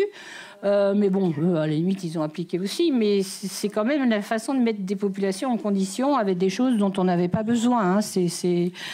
Qui font interférer, parce que vous avez quand même une personne qui va interférer sur le bébé, qui va l'examiner, qui va regarder, qui va éventuellement lui dire des choses. Enfin, c'est pas négligeable une consultation chez un pédiatre d'un enfant de 6 ans ou d'un enfant de 11 ans. C'est pas rien. Je veux dire... c'est pas un objet, et c'est cet enfant qui n'est pas un objet, eh bien, le pédiatre va éventuellement dire, avec son petit pouvoir, il va être content de lui dire, faut faire ci, faut faire ça, faut comme ça, hein, chacun son truc. C'est pas normal, il n'y a aucune raison que le pédiatre prenne la place des parents pour l'éducation de l'enfant. Alors, sans parler évidemment des multiplications de tas d'autisme ou apparentés. Évidemment, vous allez quand même voir sur ces Crow Bunkers, je crois que j'ai oublié de mettre, mais... Alors, la conférence de Santa du 29 avril. Pardon ? Oui, il manque le D. Voilà, vous allez le trouver quand même. Hein ? Oh, puis alors, je saurais jamais écrire le nom de mon ami Santa, là. Je crois que la prochaine fois, je vais mettre de mon ami Santa sur la diapo. Voilà, bon, juste, vous connaissez ça, hein, mais... Ça va, quoi. Je veux dire, vous voyez l'augmentation le nombre des injections entre 62 et 2019, quoi. Et le nombre d'injections que ça fait au total. Et on rappelle en bas, là, sur cette image, qu'effectivement, c'est depuis les années 86 aux États-Unis que les fabricants de vaccins sont exonérés de toute... responsabilité, enfin surtout d'argent, de toute compensation en cas d'accident. Or, j'aurais pu mettre la diapo qu'on a mis tellement de fois au moment du Covid sur les nombres d'accidents vaccinaux, mais enfin, ça existait quand même avant le Covid, les accidents vaccinaux, et donc, ils s'en fichent maintenant. Puis, alors, évidemment, ça s'est appliqué de façon remarquable avec le Covid. Ils ne risquent rien. Depuis 1986, il y a cette loi aux USA, et qui permet de faire n'importe quoi. Alors, je vous l'ai mis pour ceux qui ne l'auraient pas vu récemment, puis surtout ceux qui l'auront sur le diaporama, sur le site, parce qu'on me le demande régulièrement. C'est les vaccinations, le calendrier actuel. Hein, vous tapez sur le site, et là, on vous dit... Alors, ce qui est quand même très important aussi, c'est que vous sachiez que tout n'est pas obligatoire, parce qu'ils ont tellement foutu dans la tête des gens que tout est obligatoire, qu'il y en a qui pensent que leur gamin à 11 ans, c'est obligatoire, que leur gamin à 16 ans, c'est obligatoire, que vous, l'adulte, c'est obligatoire. Non, en tout cas, nous, adultes, c'est pas obligatoire. Donc, sauvons-nous de ces choses-là qui sont quand même très toxiques et inutiles. Voilà, bon, ça, c'est pour faire plaisir. Non, ça fait pas plaisir, c'est absolument tragique, quoi. C'est le taux d'autisme et qu'on veut toujours nous faire croire. Vous savez, quand même, je voulais retrouver cette diapo, je la connaissais, je la cherchais, mais vous tapez autisme sur Internet, vous trouvez quand même qu'il y a les 20 premières lignes, c'est fake news de Wakefield, etc. Vous la trouvez vraiment quand vous la voulez, celle-là, mais c'est continue à intoxiquer de façon absolument épouvantable sur Internet tout venant, comme ça, vous tapez autisme et vaccination et vous trouvez aucun rapport. Hein. Donc vraiment, j'ai vérifié là encore, hein, le mensonge continue et de façon peut-être encore plus agressive. Non, c'est difficile d'être plus agressif qu'avant, mais le mensonge continue en matière d'autisme. Ouais, la censure, voilà. Bon, alors j'ai cherché quelques chiffres en France, mais bon, ça augmente aussi, ça triple en 10 ans aussi. Bon, pas de surprise là-dessus, mais... Alors oui, ça, j'ai bien aimé quand même d'abord, c'est lui rendre hommage, moi aussi, hein, à notre ami Robert Kennedy. Vous conseillez d'aller écouter ça. C'est une vidéo, mais je n'ai pas réussi à la mettre. Et surtout, c'est parce que je cherchais en fait une diapo, parce que je savais qu'il y a une épidémie de pathologies chroniques en même temps qu'il y a une augmentation de l'autisme, il y a une diminution des défenses immunitaires des enfants depuis qu'on les vaccine à tour de bras, et plus on les vaccine, moins ils ont de défenses immunitaires, même avant le Covid. Et effectivement, il n'y a pas non plus là. Il y avait pas mal de papiers avant. Je n'ai pas trouvé beaucoup de papiers récents. C'est pour ça que j'ai quand même pris celle de Kennedy. Mais c'est clair, c'est démontré, c'est toutes les statistiques. Il y a plein d'articles, y compris sur PubMed, si vous avez dans les revues de NCI et tout ça, des revues. À comité de lecture, je sais bien que maintenant ça ne veut plus dire grand-chose, mais c'est surtout quand ils disent que tout va bien que ça ne veut pas dire grand-chose. Mais qui démontre effectivement que cette génération de jeunes enfants n'a jamais été aussi malade et est de plus en plus malade à fur et à mesure qu'on augmente le nombre d'injections. Alors comme dit Santa, aux parents de refuser, mais honnêtement c'est pas facile. Moi, si vous pouvez me donner de l'aide, moi je cherche quasiment une fois par semaine un médecin qui voudrait bien... être assez coopérant avec une famille, ils trouvent pas les gens, ils savent pas comment faire. Hein. Je veux dire, les mamans, je dis surtout les mamans, il y a des fois des papas qui téléphonent, sont complètement perdus parce que on leur demande les certificats obligatoires, sinon ils vont pas à la crèche, sinon ils vont pas à l'école. Ah non, c'est une vraie dictature de haut vol là.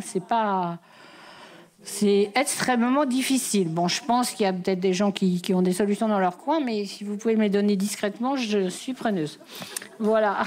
Pour les mamans, quoi, pour tous ces gens qui pleurent, qui demandent de l'aide. Et moi, c'est cruel. Je veux dire, quand j'ai des parents au téléphone qui me téléphonent et je n'ai pas de solution et qui me téléphonent 8 jours après, je vais chercher, je leur téléphone à des collègues et tout, et rien. Je ne sais pas si c'est en Belgique, c'est un peu plus facile.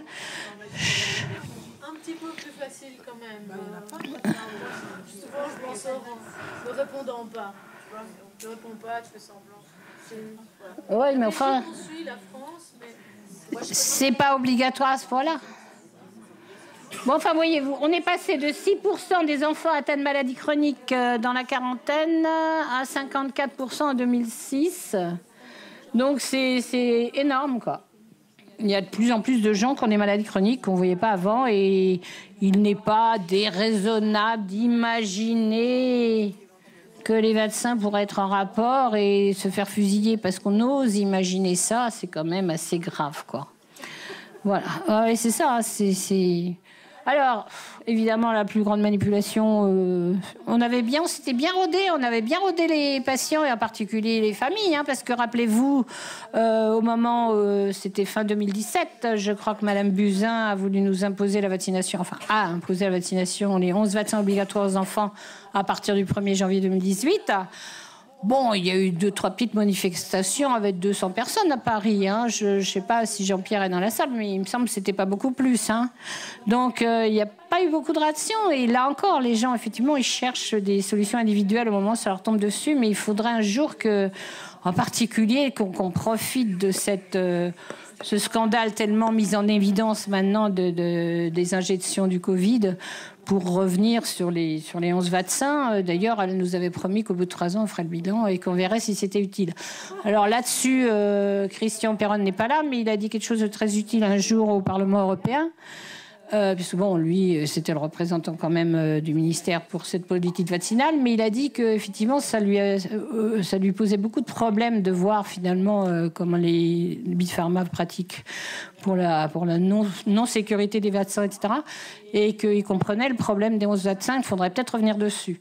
Donc faudrait peut-être faire un grand effort et un grand mouvement entre collègues en essayant effectivement d'embarquer Perron, qui a quand même une audience qu'on n'a pas, pour essayer de quand même faire sauter son vaccin obligatoire. Parce que vraiment, moi, franchement, ça me rend malade à chaque fois, quoi.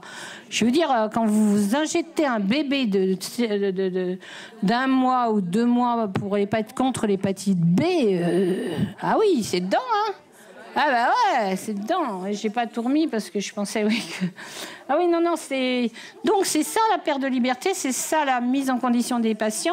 Des enfants, ils sont mis en condition déjà par l'attaque physique qu'on leur fait directement et par aussi les consultations, toute cette manipulation où interfèrent d'autres que leurs parents. Alors... Ouais, d'accord. Bon, tant pis, je l'ai sauté, mais c'est pas grave. Bon, ben là, embrigadement à l'école, hein, on les tient. Évidemment, c'est par l'école. L'école, c'est sûrement le plus grave. Hein. Moi, je dis souvent, j'écris sur la médecine parce que je suis un petit peu... C'est mon domaine. Mais moi, ce qui m'a toujours absolument effondré, c'est la manipulation à l'école. La manipulation, la casse de l'école. En particulier, j'avais bien aimé celle-là. Mais bon, elle est tragique. Je ne sais pas s'il faut rire ou pleurer. Et encore, il a mis Les Misérables. Donc, j'ai trouvé qu'il n'était pas au courant de tout, le monsieur qui avait fait... Ah ben, le titre, je ne sais pas, Les Pauvres. Oui, parce que c'était... La descendance, ça aurait été pas mal. Non, mais c'est hallucinant, quoi. Je veux dire... Voilà. Donc, l'école, c'est vraiment leur grand moyen.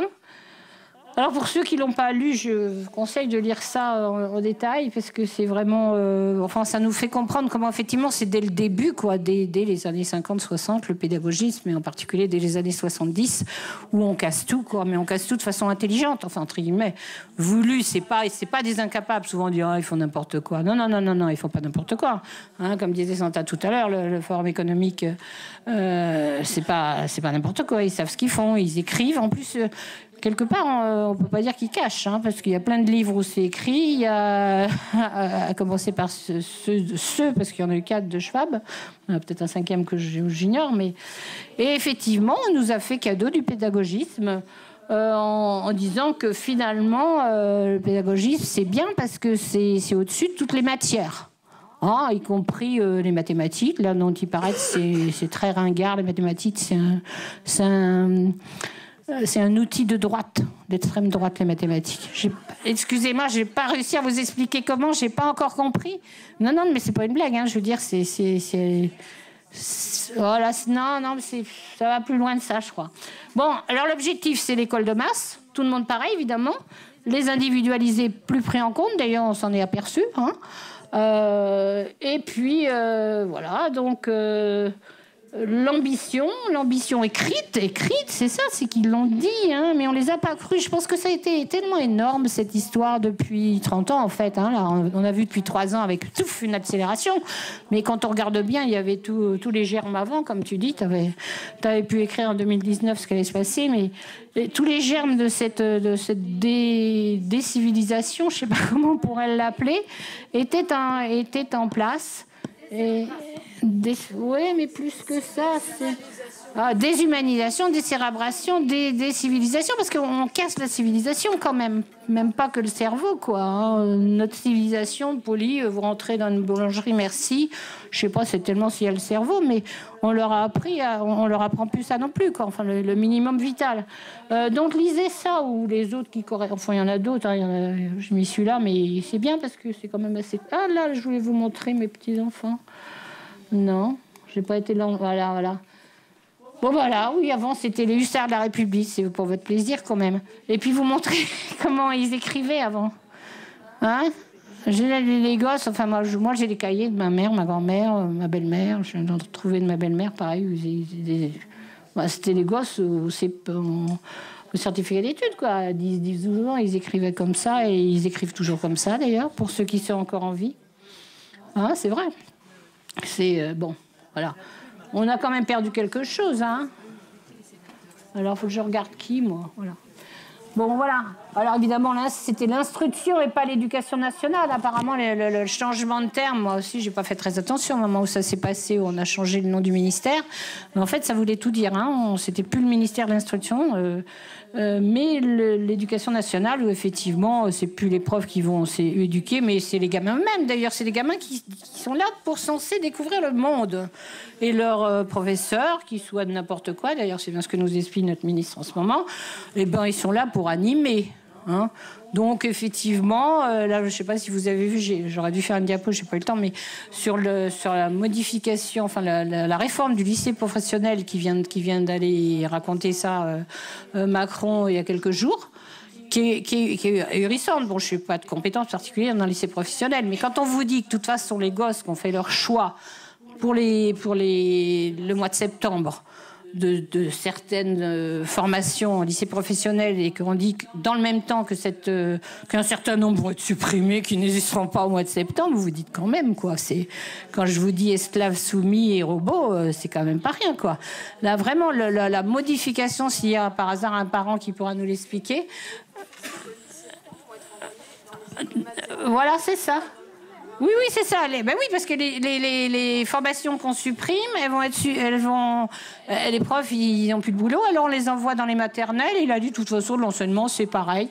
Bon, s'il y a quelqu'un qui peut nous expliquer plus en détail tout à l'heure, mais c'est horrible, hein, parce que bon, je sais pas si tout était bien dans les lycées professionnels, mais enfin, de toute façon, modifier les formations qu'on a choisies au mois de mai, et les enfants, ils vont se retrouver au mois de septembre, plus rien. Non, mais franchement, on est vraiment de la chair à canon.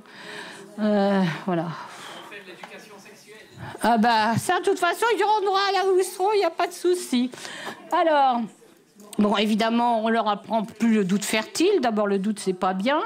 La liberté d'expression, qu'est-ce que c'est de ça? C'est un vieux truc ringard aussi, sûrement. Les débats entre les gens, c'est terminé. Regardez bien, essayez de discuter avec des jeunes, éventuellement. Vous voyez bien, quand vous n'êtes pas d'accord, quand vous avez un autre avis, plus exactement, tout de suite, c'est de l'hostilité. Alors qu'on... Bon, je sais pas moi, on peut discuter ensemble, mais ça existe de moins en moins parce qu'on leur a plus appris ça, quoi. Enfin, bon, il y a quelques gosses qui ont eu peut-être des chances d'avoir des profs un peu exceptionnels cachés, qui ne l'ont montré pas trop le jour des contrôles, j'imagine. Mais voilà. Donc, au règne de la pensée, c'est la pensée unique, mais qui est vraiment rentrée dans les mœurs. Hein. C'est-à-dire qu'elle est rentrée dans la tête des gamins, quand même, hein, cette pensée unique. Donc, il va vraiment falloir faire un gros boulot, à nous tous, les vieux, les jeunes, les moins jeunes, et en particulier les jeunes, d'ailleurs, pour essayer de leur expliquer que non, c'est pas inéluctable, la pensée unique, qu'on peut trouver d'autres solutions, et c'est capital pour leur avenir. Je ne sais pas si ça va marcher. Voilà. Alors, transformation de l'école, bah oui, imposer la petite enfance, on l'a dit. En primaire, en secondaire, destruction de l'enseignement, des mathématiques en particulier, la philosophie, n'en parlons même pas, de l'histoire de France, du monde, la géographie. Je ne sais pas ce que vous avez comme enfants dans les écoles en ce moment, mais quand vous regardez ce qu'on appelle géographie, c'est quand même quelque chose, hein. On vous donne plus une carte où il y a les fleuves, hein. On vous explique qu'il y a la mégapole, il y a... je ne sais plus le reste, enfin... Oui, c'est ça. Qu'est-ce que la mondialisation? Voilà, mondialisation et tout ça. Voilà, mais on vous fait plus du tout de géographie, quoi. Ils savent plus où est telle ou telle capitale, quoi. Ni les humanités. Ah bah, plus d'humanité, non. Et les humanités, c'est fini, ça, oui. Et là, par contre, on les embrigade bien, et alors de façon extrêmement claire et continue, hein, sur le réchauffement climatique, la diversité, la théorie du genre, enfin, toutes les obsessions actuelles de nos ministres. J'ai combien de temps, dis-moi? 5 minutes 25. Oh, bon, c'est pas beaucoup, hein. T'as eu tout le rap d'avant. J'ai commencé quand tu as vraiment été diapo. Voilà, donc ça, c'est peut-être le plus important, alors si on n'a plus beaucoup de temps. Hein, les moyens de coercition, donc la déculturation, c'est clair, il ne faut plus qu'ils apprennent rien. On leur fait plus faire de maths. Les programmes, moi, je disais tout à l'heure, je suis amie avec une prof de maths de terminale et première, quoi, qui est complètement désespérée parce qu'avec ses maths experts, maths machin, maths truc, là, il y a des bouts entiers qui ne sont pas faits, ils ne peuvent pas s'y retrouver, les gamins, quoi. Alors, l'histoire de France morcelée, vous savez bien, il n'y a plus de date, on ne sait plus si Saint-Louis, c'est en même temps que Napoléon. Et puis, évidemment, on leur passe des vidéos à l'école, parce qu'on n'en a pas assez de temps, alors pour en passer dehors. Et puis, le rôle des influenceurs. Donc, nos cerveaux déconnectés, ils sont bien sensibles à l'effraction psychique que l'éducation à la sexualité va entraîner. Et c'est bien, le tour est joué, les enfants sont devenus utilisables. Je voudrais bien vous passer la suivante.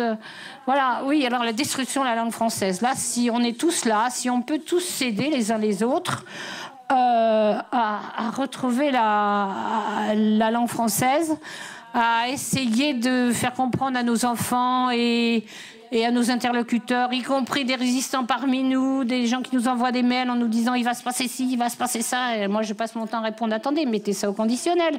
Attendez, on se bat toute la journée pour justement toutes ces heures-là, ça se passe pas, mais on met plus ça au conditionnel parce qu'on n'utilise plus le conditionnel, on n'utilise plus le subjonctif le plus que parfait. Alors essayons de les utiliser déjà. C'est vrai que c'est un peu difficile puisqu'on n'a plus l'habitude non plus, nous, si j'ose dire.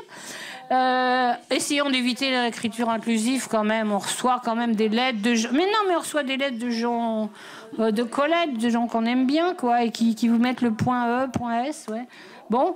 Et puis les celles et ceux, vous les entendez tout le temps avec tout le monde. Ah, hein?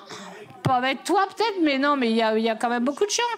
Et c'est pas possible. La perte de. Alors, il y a souvent quand même des psychologues qui vous l'ont peut-être redit ce matin quand même. C'est aussi mais là aussi ils avaient beaucoup de choses à dire. Cette perte de vocabulaire, cette perte de savoir s'exprimer avec les différents temps de la langue française fait que effectivement, ça met la place à la violence. Vous savez pas expliquer à quelqu'un pourquoi il vous embête, vous lui tapez un coup et puis ça va aller. Donc ça c'est, ouais, non, apparemment ça les psychologues expliquent ça très bien, mais je pense qu'ils ont raison. Voilà, bon, alors l'éducation nationale, porte-parole des idéologies, réchauffement, contre nucléaire, enfin tout ce qu'on veut, mais ça vous savez. Et rappelez-vous quand même, moi ce qui me fascine quand même, c'est sur des gamins pas si mal éduqués, qui ont quand même eu des privilégiés, qui ont eu des enseignements à leur école à peu près corrects, ils sont quand même bien matraqués par les histoires de réchauffement climatique. Hein? Donc il va falloir qu'on travaille là-dessus. Moi je dis j'en ai marre d'écrire sur le Covid, mais franchement je veux quand même écrire sur la pseudo-science du pseudo-réchauffement climatique. Ils arrivent quand même à nous dire en ce moment qu'on est en pleine sécheresse alors qu'il pleut la rage partout. Mais bon, la paix, c'est la guerre, hein, donc la pluie, c'est la sécheresse, il n'y a pas de raison. Hein. Non, mais... Là, oui, la sécheresse asymptomatique, il y a quelqu'un qui a écrit ça, c'est bien, ouais. Voilà, bon, depuis 2014, on nous raconte que la théorie du genre, non, ça n'existe pas, on l'enseigne pas à l'école, c'était payant, mais bon... Voilà, je vais quand même leur passer les petites images qui se un petit peu aller. 1 minute 30. Allez, 1 minute pour les images. Voilà. Bon, et après ça, je te coupe, comme ça, tu pourras pleurer. Voilà, donc, bon, ça, vous savez que c'est quand même la priorité. Non, mais c'est quand même hyper grave que notre ministre dise que c'est sa priorité. À la télé et partout, à chaque fois on l'entend, il dit ça. Alors, je ne vais pas vous refaire tout ce que... Heureusement, d'autres vous ont fait... Oui. Oui, et pourtant, c'est depuis 2012 qu'on se bat. Hein. Les ABC de l'égalité, c'est depuis 2012. Voilà. Tu seras une femme, mon fils. Ouais, tu seras une femme, mon fils, oui, c'est ça. Bon, alors, il y a des groupes, de toute façon, moi, je mettrai, je sais pas si vous mettez les diaporamas, moi, je mettrai sur mon site. De toute façon, il y a quand même des gens qui se battent, hein, heureusement, qui se réunissent entre groupes d'opposants, etc. Et donc, qui préparent des lettres. Par exemple, là, ils ont fait quand même des lettres pour les... Il y a de plus en plus... Le fascinant de l'histoire, c'est qu'il y a une accélération extraordinaire de cette théorie du genre et de toutes ces manifestations des éducations sexuelles à l'école. Parce que là, on reçoit des tas de protestations de familles qui disent ils sont venus à l'école de je sais pas quoi, ils ont fait ça, donc les drag queens. Voilà. Bon, ça, mais je pense que... Je vous conseille fortement d'écouter, c'est notre collègue de ce matin, c'est sur Radio Courtoisie, une émission, c'est l'émission de Clémence Soudiakova le matin, avec Alerte Éducation, donc en fait, je danse, ça, c'est ça après. Bon, et il y a quand même beaucoup de gens qui se battent, hein, en particulier des médecins, je ne vais pas vous mettre le détail. Des gens en particulier, bon, sur le transgenre, là, on a quand même pas mal commencé à travailler parce que, bon, pour répondre à la question de tout à l'heure, je peux répondre à une question de tout à l'heure, ça compte pas. Non, mais il va y avoir toute une série de questions, là. Elle est absolument adorable, mais elle est impossible à arrêter. L'absence, les transformations chez les transsexuels, filles, hommes ou femmes-hommes, évidemment, ils n'ont absolument jamais pu obtenir l'ombre d'un plaisir correspondant à ce qu'ils auraient eu s'ils étaient restés dans leur sexe normal. J'ose dire normal, je sais pas, j'ai peut-être... Voilà. Merci. Ah, il t'aide, hein, il t'aide. Voilà. Attends, il y a peut-être une image marrante. On va avoir un quart d'heure de questions. Bon, alors, des questions. Allons-y.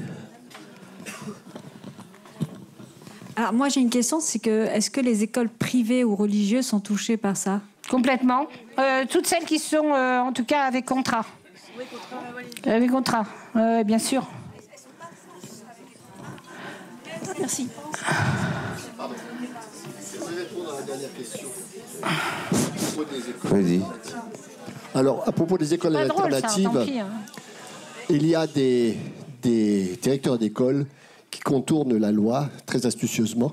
Et vous aurez, lors de la prochaine Assemblée générale de la Ligue qui se tiendra à Mézières-les-Metz le 10 juin, un directeur d'école, d'une école alternative, qui vous expliquera comment il agit pour justement contourner ces problèmes. Donc ça existe. Et j'ai rencontré plusieurs chefs d'établissement, alternatifs qui savent contourner la loi astucieusement. C'est une petite réponse. Néanmoins, là, les parents, par exemple, du lycée Stanislas à Paris ont braillé parce qu'il y a eu un enseignement pro-trans qui a été fait récemment à Stanislas, qui est quand même un des plus grands lycées privés et puis quand même avec forte réputation sur Paris. Donc, théoriquement, les écoles... Alors là, tu as prononcé le mot école alternative, mais c'est pas la même chose, mais les écoles à contrat, sous contrat, elles ont les mêmes obligations. Ça, je l'ai relu dans le décret. Mais elles savent interpréter. Après. Et c'est intéressant parce que on voit bien dans leur mise en place qu'ils avaient fait voter en fin 2019 un article de loi qui est passé que personne n'a vu, où il y avait la possibilité d'un confinement. Alors personne n'avait compris dans les politiques et Martine Vonner m'avait dit mais moi je l'ai vu, c'est passé, mais personne ne savait ce que c'était, personne n'a fait attention à ça parce que ça n'avait jamais existé. Et comme personne ne voyait à quoi ça pourrait servir, eh bien personne n'a voté contre. Et en fait, l'interdiction de l'éducation à la maison était des pièces qui plaçaient, comme aux échecs, pour préparer justement la théorie du genre, etc., en verrouillant les enfants à l'école. Voilà. Question, vas-y. Alors, ce n'est pas une question, mais par rapport aux risques environnementaux, Madame Dupuis a parlé de la 5G. J'aimerais parler des chemtrails. Est-ce que les gens sont au courant de la géo-ingénierie et des dangers qu'elle représente? Bien sûr. Parce que ça n'a pas été évoqué et c'est quand même très, très problématique. Oui, il suffit de regarder, de lever la tête, voilà, mais il y a beaucoup de gens qui disent que c'est encore de la condensation. Non, mais je crois que ici tout le monde sait ce que c'est que les chemtrails. Oui, c'est avoué maintenant, c'est reconnu officiellement. Oui, c'est reconnu officiellement. Oui, voilà, les Espagnols aussi l'ont avoué. Donc c'est clairement dit. Et d'ailleurs, c'est pour ça que les compagnies low cost ont pu vivre facilement. Parce que, voilà, il y a eu une question là. Vas-y. Oui. Oui, pour juste une information sur un livre qui parle aussi de tout ce dont vous venez de parler. C'est de Sylvain Laforest, L'huile de nos serpents. Il est édité par Emma Cruzy. Et Emma Cruzy vient d'être condamnée par la justice suisse à détruire les livres. Ah oui, j'ai vu. Donc, si vous voulez en acheter, il faut aller sur le site Emma Cruzy, Emma avec un seul M, Cruzy, K-R-U-S-I. Et elle pourra encore vous envoyer l'huile de nos serpents. Ouais. Oui, voilà. Il y a une dame là-bas. Oui, j'ai vu. Tu l'as vu. Tu peux répondre aux questions aussi, Senta, si tu veux. On m'en pose pour qu'il me donne le micro. Non, mais... C'est l'Inquisition. Oui, pour juste une information sur un livre qui parle aussi de tout ce dont vous venez de parler. C'est de Sylvain Laforest, L'huile de nos serpents. Il est édité par Emma Cruzy. Et Emma Cruzy vient d'être condamnée par la justice suisse à détruire les livres. Ah oui, j'ai vu. Donc, si vous voulez en acheter, il faut aller sur le site Emma Cruzy, Emma avec un seul M, Cruzy, K-R-U-S-I. Et elle pourra encore vous envoyer l'huile de nos serpents. Ouais. Oui, voilà. Il y a une dame là-bas. Oui, j'ai vu. Tu l'as vu. Tu peux répondre aux questions aussi, Senta, si tu veux. On m'en pose pour qu'il me donne le micro. Non, mais... C'est l'Inquisition. J'ai pas eu le temps de parler de garde d'asile, mais c'est la prochaine grande offensive pour toutes les 5e en septembre. Donc vraiment, essayez d'informer. Ouais. Il y a plein d'articles. Nous, on a mis plein d'articles sur notre site. Ça, c'est l'évaluation en mai 2023. Oui. Maintenant, tu as tout à fait raison. Bonjour, merci. Une question. Pardon, pour vous, aussi bien que pour Santa et aussi bien pour les intervenantes de ce matin. Je ne sais pas si elles sont toujours dans la salle. Ma question, c'était au-delà du formidable travail de formation, d'information, de prise de conscience que vous faites auprès du grand public. Est-ce que vous avez organisé des actions de lobbying, j'emploie un gros mot, je sais, auprès des politiques, des députés, des sénateurs, avec un projet précis, que ce soit une nouvelle loi, que ce soit une abrogation de loi, que ce soit... etc. Voilà. Est-ce que vous avez ça dans vos sacoches ? Ben, ils s'en foutent. Hein. Nicole t'a envoyé des tas de trucs, le syndicat a envoyé des tas de trucs, ils s'en foutent complètement. Hein. Répondez, mais... pas tout à fait. Je pense quand même, nous, avec l'association Améthyste en particulier, qui s'occupait des enfants cancéreux de mon service et qui continue de s'occuper des enfants cancéreux en France qui ne trouvent pas les soins qu'ils devraient. Et donc, notre travail principal comme Améthyste, c'est d'essayer de trouver des soins à l'étranger. Pour vous dire où on en est en France, quand même. Hein, c'est quand même... on est allé avec Gérard au mariage d'un petit patient qu'il avait soigné à 4 ans et demi, sauvé sa jambe, et là, qui vient de se marier, 39 ans et demi, et qui est devenu chirurgien orthopédique et oncologue en Italie. Et maintenant, c'est à lui qu'on envoie des malades. Vous vous rendez compte l'inversion ? Enfin, on est heureux parce que quelque part, c'est bien. Mais quand même, ça veut dire que maintenant, on ne trouve plus. Alors, on envoie en Italie, en Espagne, en Allemagne, et plus en France. Pour les députés, on a essayé, il y a en particulier des bénévoles de l'association Améthyste qui ont envoyé à peu près 600 députés.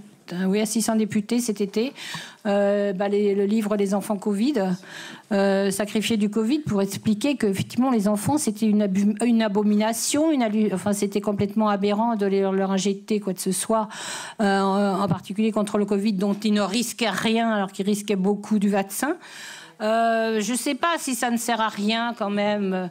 Je sais pas, même quelqu'un comme Dupont-Aignan, là, il a fait une belle allocution à l'Assemblée nationale. Au début du Covid, c'était pas parfait. Moi, je m'étais un peu battue avec, via Serge Rader, qui le connaissait bien. Et donc, il a fallu quelques mois pour le faire évoluer, mais comme quoi, ça fait quand même évoluer. Puis il y en a d'autres maintenant, quand même, qui aussi ont des positions dont on ne s'attendait pas. Alors, je dis pas que c'est tous les papiers qu'on leur a envoyés, mais ça a peut-être servi quand même. Vas-y. C'est clair que ça passe quand même par les associations. Donc la Ligue nationale a quand même fait beaucoup je veux dire, en termes de lobby politique, d'action en justice, etc., tant au niveau national. Tu te souviens même, Nicole, on avait été déposer des DVD. On a fait du lobby personnel aussi. On avait déposé des DVD de Vaxt dans les casiers des députés à l'Assemblée. Oui, je me souviens de ça. Donc, c'est pas qu'on en a jamais fait ou qu'on n'a pas essayé. Maintenant, ça passe plus, effectivement, d'abord par les associations. Donc, il y a eu la Ligue qui a agi et qui agit toujours au niveau national et au niveau européen. À un moment, il y a eu l'association européenne, EFVV, Children's Defense, en tout cas, c'était l'objectif au départ. Maintenant, c'est vrai que c'est des actions qui ont des limites. D'abord, les parlements. Je pense au Parlement européen, il était tout simplement fermé. Donc, moi, je me souviens d'avoir rencontré des parlementaires dans les jardins parce qu'on n'avait plus le droit d'y mettre les pieds. Le problème, c'est surtout les partis politiques. C'est-à-dire qu'aujourd'hui, si je pense, enfin, moi qui suis à Bruxelles, personnellement, je vais plus au niveau européen. Ce sont soit des députés indépendants, c'est-à-dire qui ne sont pas affiliés à des partis, et tous les députés qui sont dans des partis, les partis classiques, on va dire, sont dits démocratiques. Soit ils sont éventuellement au courant individuellement, ils sont peut-être convaincus, mais ils n'osent pas bouger parce que voilà, ça n'entre pas dans la ligne du parti, on va dire. Je pense par exemple spécialement aux écolos quand même. Hein. Bon, de temps en temps, il y en a un ou deux qui est convaincu, mais c'est quand même toujours les écolos qui déposent tout ce qui est des obligations vaccinales, tout l'agenda, et c'est les premiers à courir. Donc c'est ça la grande difficulté. Et alors, forcément, il y a un jeu très pervers qui s'installe, qui fait que finalement, ce sont que les partis d'extrême droite qui lancent le pavé dans la mare et qui dénoncent, entre guillemets, le régime totalitaire. Et donc, je pense que c'est quelque chose qui est voulu. Alors, évidemment, il y a ça. Maintenant, ça reste quand même... Je pense qu'il y a encore un sens d'aller informer les politiques parce que, de toute façon, individuellement, ils ne reçoivent que des briefings que des briefings de pharma ou de l'industrie. Donc forcément, ils doivent au minimum avoir une autre information. Mais c'est vrai qu'idéalement, on se débarrasserait des partis politiques. Je ne vois pas comment on va s'en sortir autrement. Mais bon, voilà. Oui, justement, je voudrais rebondir là-dessus parce que je m'intéresse aussi aux travaux de Valérie Bugeaud, je ne sais pas si vous la connaissez aussi, qui a un projet de réforme des institutions. C'est-à-dire qu'il faut effectivement s'affranchir complètement du politique. Et je pense que toutes les actions qui se font aujourd'hui par les diverses associations, enfin tout ce qui se fait, pourrait très bien être consolidé par les groupements d'intérêt. Et que ce serait intéressant justement de constituer par toute cette matière qui a déjà été faite, des groupements d'intérêt. Moi, on a lancé jeudi dernier un collectif citoyen là, dans ma commune. On était déjà Réinfo, maintenant on va être aussi collectif citoyen Révolu Droit, parce que effectivement, il faut essayer d'actionner, nous en tant que citoyens, tous les leviers qu'on peut avoir et donc se mettre un petit peu en action aussi sur le plan local avec des élus peut-être les plus proches et peut-être les moins corrompus, mais peut-être aussi sur toutes les actions de santé ou autres, les constituer en groupement d'intérêt. Enfin, en tout cas, voilà, ça peut être tenté. Tout à fait. Je crois qu'il y a vraiment c'est une nécessité, un grand espoir de ce qui se passe au niveau local. Et puis au niveau international, on va peut-être revenir au tout début. Rappelons-nous quand même que l'Europe est complètement dominée par la politique américaine. Donc là, moi, je profitais de ce moment, on va dire, c'est ce qu'on appelle an opportunity in time, de cette fenêtre d'opportunité, comme ils disent tous. Hein, le Covid, c'était une fenêtre d'opportunité. La candidature de Kennedy, c'est une fenêtre d'opportunité pour faire flipper nos politiciens. Pour leur dire, si jamais ça change là-bas, si la culture politique change là-bas, si jamais il est élu, etc., ça va changer chez nous. Et soyez sûrs de retourner votre veste au bon moment. N'oubliez pas. C'est comme ça qu'il faut leur faire peur. Hein. Oui, alors j'ai une petite question et deux antécédents. Alors, le premier antécédent, c'est une pensée ou un mot pour notre grand officier de la Légion d'honneur et président de l'Académie des sciences, Alain Fischer. Il a fait approuver... Oui, merci. Il a fait approuver les 11 poisons là, pour les gamins, l'obligation vaccinale, mais il l'a fait au moment où il était président de la fondation Edmond de Rothschild, une banque actionnaire de Pfizer. C'est un détail, mais je crois qu'il compte. L'autre antécédent, c'est que depuis avril 2021, et après avoir... pardon, je dois lire pour ne pas perdre de temps. Avoir testé leurs injections sur 42 rats, Pfizer et Olivier Mengele-Véran ont fait injecter environ 500 000 femmes en France, 500 000 bébés, qui ont droit, non seulement droit, mais l'obligation de recevoir les 11 vaccins, transportent, malgré tout ce que ces gens nous disent depuis le début, les nanoparticules qu'on a injectées à leur mère pendant la grossesse. Donc, pour moi, c'est deux preuves parmi tant d'autres que nous sommes dirigés par des criminels, organisés en bande, et qu'ils sont en roue libre depuis 3 ans, malgré tout notre travail de réinformation. Nous avons beaucoup investi en temps, en énergie pour ça, et les résultats, reconnaissons-le, ne sont pas au rendez-vous. Et je pense que ce que nous avons entendu sur la pédophilie ce matin et autres nous démontre qu'il nous faut agir. Et j'espère que nous proposerons à la fin de cette réunion l'idée de tenter de formuler une stratégie pour tenter, comme les femmes de la Rosenstrasse en 1942 à Berlin, elles ont tenté de sauver leur mari juif, elles y sont arrivées. Est-ce que nous ne sommes pas capables de faire autant ? Oui, je pense que moi, je voudrais féliciter la Ligue et Jean-Pierre parce que pour avoir participé à beaucoup des groupes de résistance depuis 3 ans, je peux vous dire que la Ligue est une des plus stables, une des plus fiables et une des plus droites et voilà, qui n'a pas tous les travers des jeunes organisations. Et c'est la pause. Je vais mettre un bémol quand même sur le lobbying. Le lobbying, c'est l'argent. Nous n'avons pas l'argent, Big Pharma a l'argent. Moi, j'ai l'exemple quand même d'un grand politique. Je ne nommerai pas, je ne dirai pas de quel parti il est. Dont on a soigné la fille et qui avait été massacrée ailleurs. Donc, il savait que le traitement du cancer dans les grands centres, c'était pas terrible. Il l'a vécu. Hein. Eh bien, il le savait, mais il a continué parce que Big Pharma est là, que lui il est le trésorier du parti et qu'il doit faire rentrer le fric. C'est clair que bon, ça passe comme chose qui est voulu. Alors évidemment, il y a ça. Maintenant, ça reste quand même, je pense qu'il y a encore un sens d'aller informer les politiques, parce que de toute façon, individuellement, ils ne reçoivent que des briefings de pharma ou d'industrie. Donc forcément, ils doivent au minimum avoir une autre information. Mais c'est vrai que idéalement, on se débarrasserait des partis politiques. Je ne vois pas comment on va s'en sortir. Oui, justement, je voudrais rebondir là-dessus parce que je m'intéresse aussi aux travaux de Valérie Bugeaud, je ne sais pas si vous la connaissez aussi, qui a un projet de réforme des institutions. C'est-à-dire qu'il faut effectivement s'affranchir complètement du politique. Et je pense que toutes les actions qui se font aujourd'hui par les diverses associations, enfin tout ce qui se fait, pourrait très bien être consolidé par les groupements d'intérêt. Et que ce serait intéressant justement de constituer, par toute cette matière qui a déjà été faite, des groupements d'intérêt. Moi, on a lancé jeudi dernier un collectif citoyen là, dans ma commune. On était déjà Réinfo, maintenant on va être aussi collectif citoyen Révolu Droit, parce que effectivement, il faut essayer d'actionner, nous en tant que citoyens, tous les leviers qu'on peut avoir et donc se mettre un petit peu en action aussi sur le plan local avec des élus peut-être les plus proches et peut-être les moins corrompus, mais peut-être aussi sur toutes les actions de santé ou autres, les constituer en groupement d'intérêt. En tout cas, voilà, ça peut être tenté. Tout à fait, je crois qu'il y a vraiment...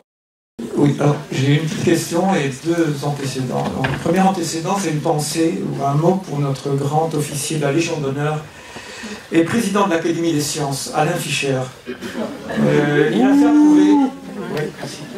Il a fait approuver les 11 poisons là, pour les gamins, l'obligation vaccinale, mais il l'a fait au moment où il était président de la fondation Edmond de Rothschild, une banque actionnaire de Pfizer. C'est un détail, mais je crois qu'il compte. L'autre antécédent, c'est que depuis avril 2021, et après avoir...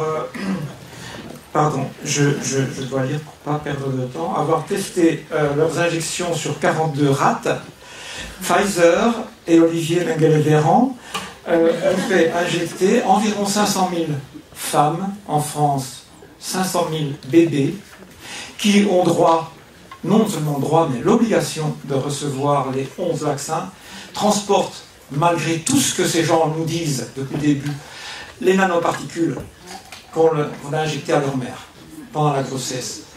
Donc, pour moi, c'est deux preuves parmi tant d'autres que nous sommes dirigés par des criminels, organisés en bande, et qu'ils sont en roue libre depuis 3 ans. Malgré tout notre travail de réinformation, nous avons beaucoup investi en temps, en énergie pour ça, et les résultats, reconnaissons-le, ne sont pas au rendez-vous.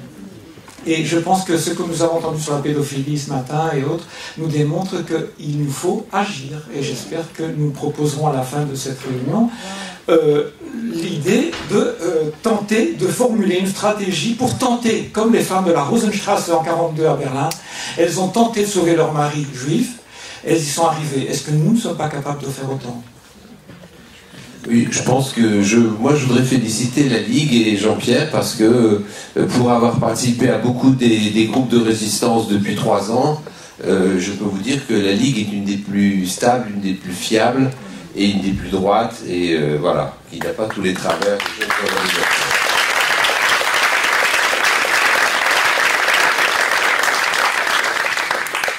Une autre question encore avant la pause ? Oui, allez, la dernière. C'est une remarque.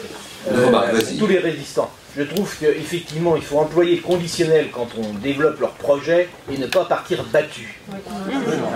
Donc il ne faut pas dire ils vont nous faire ça. Non, ils pourront nous faire ça si nous nous laissons faire. Ils veulent nous faire. Ils voudraient nous imposer ça. Donc c'est très important. Non, c'est important parce qu'on reçoit tellement des primos, les gens très bien, mais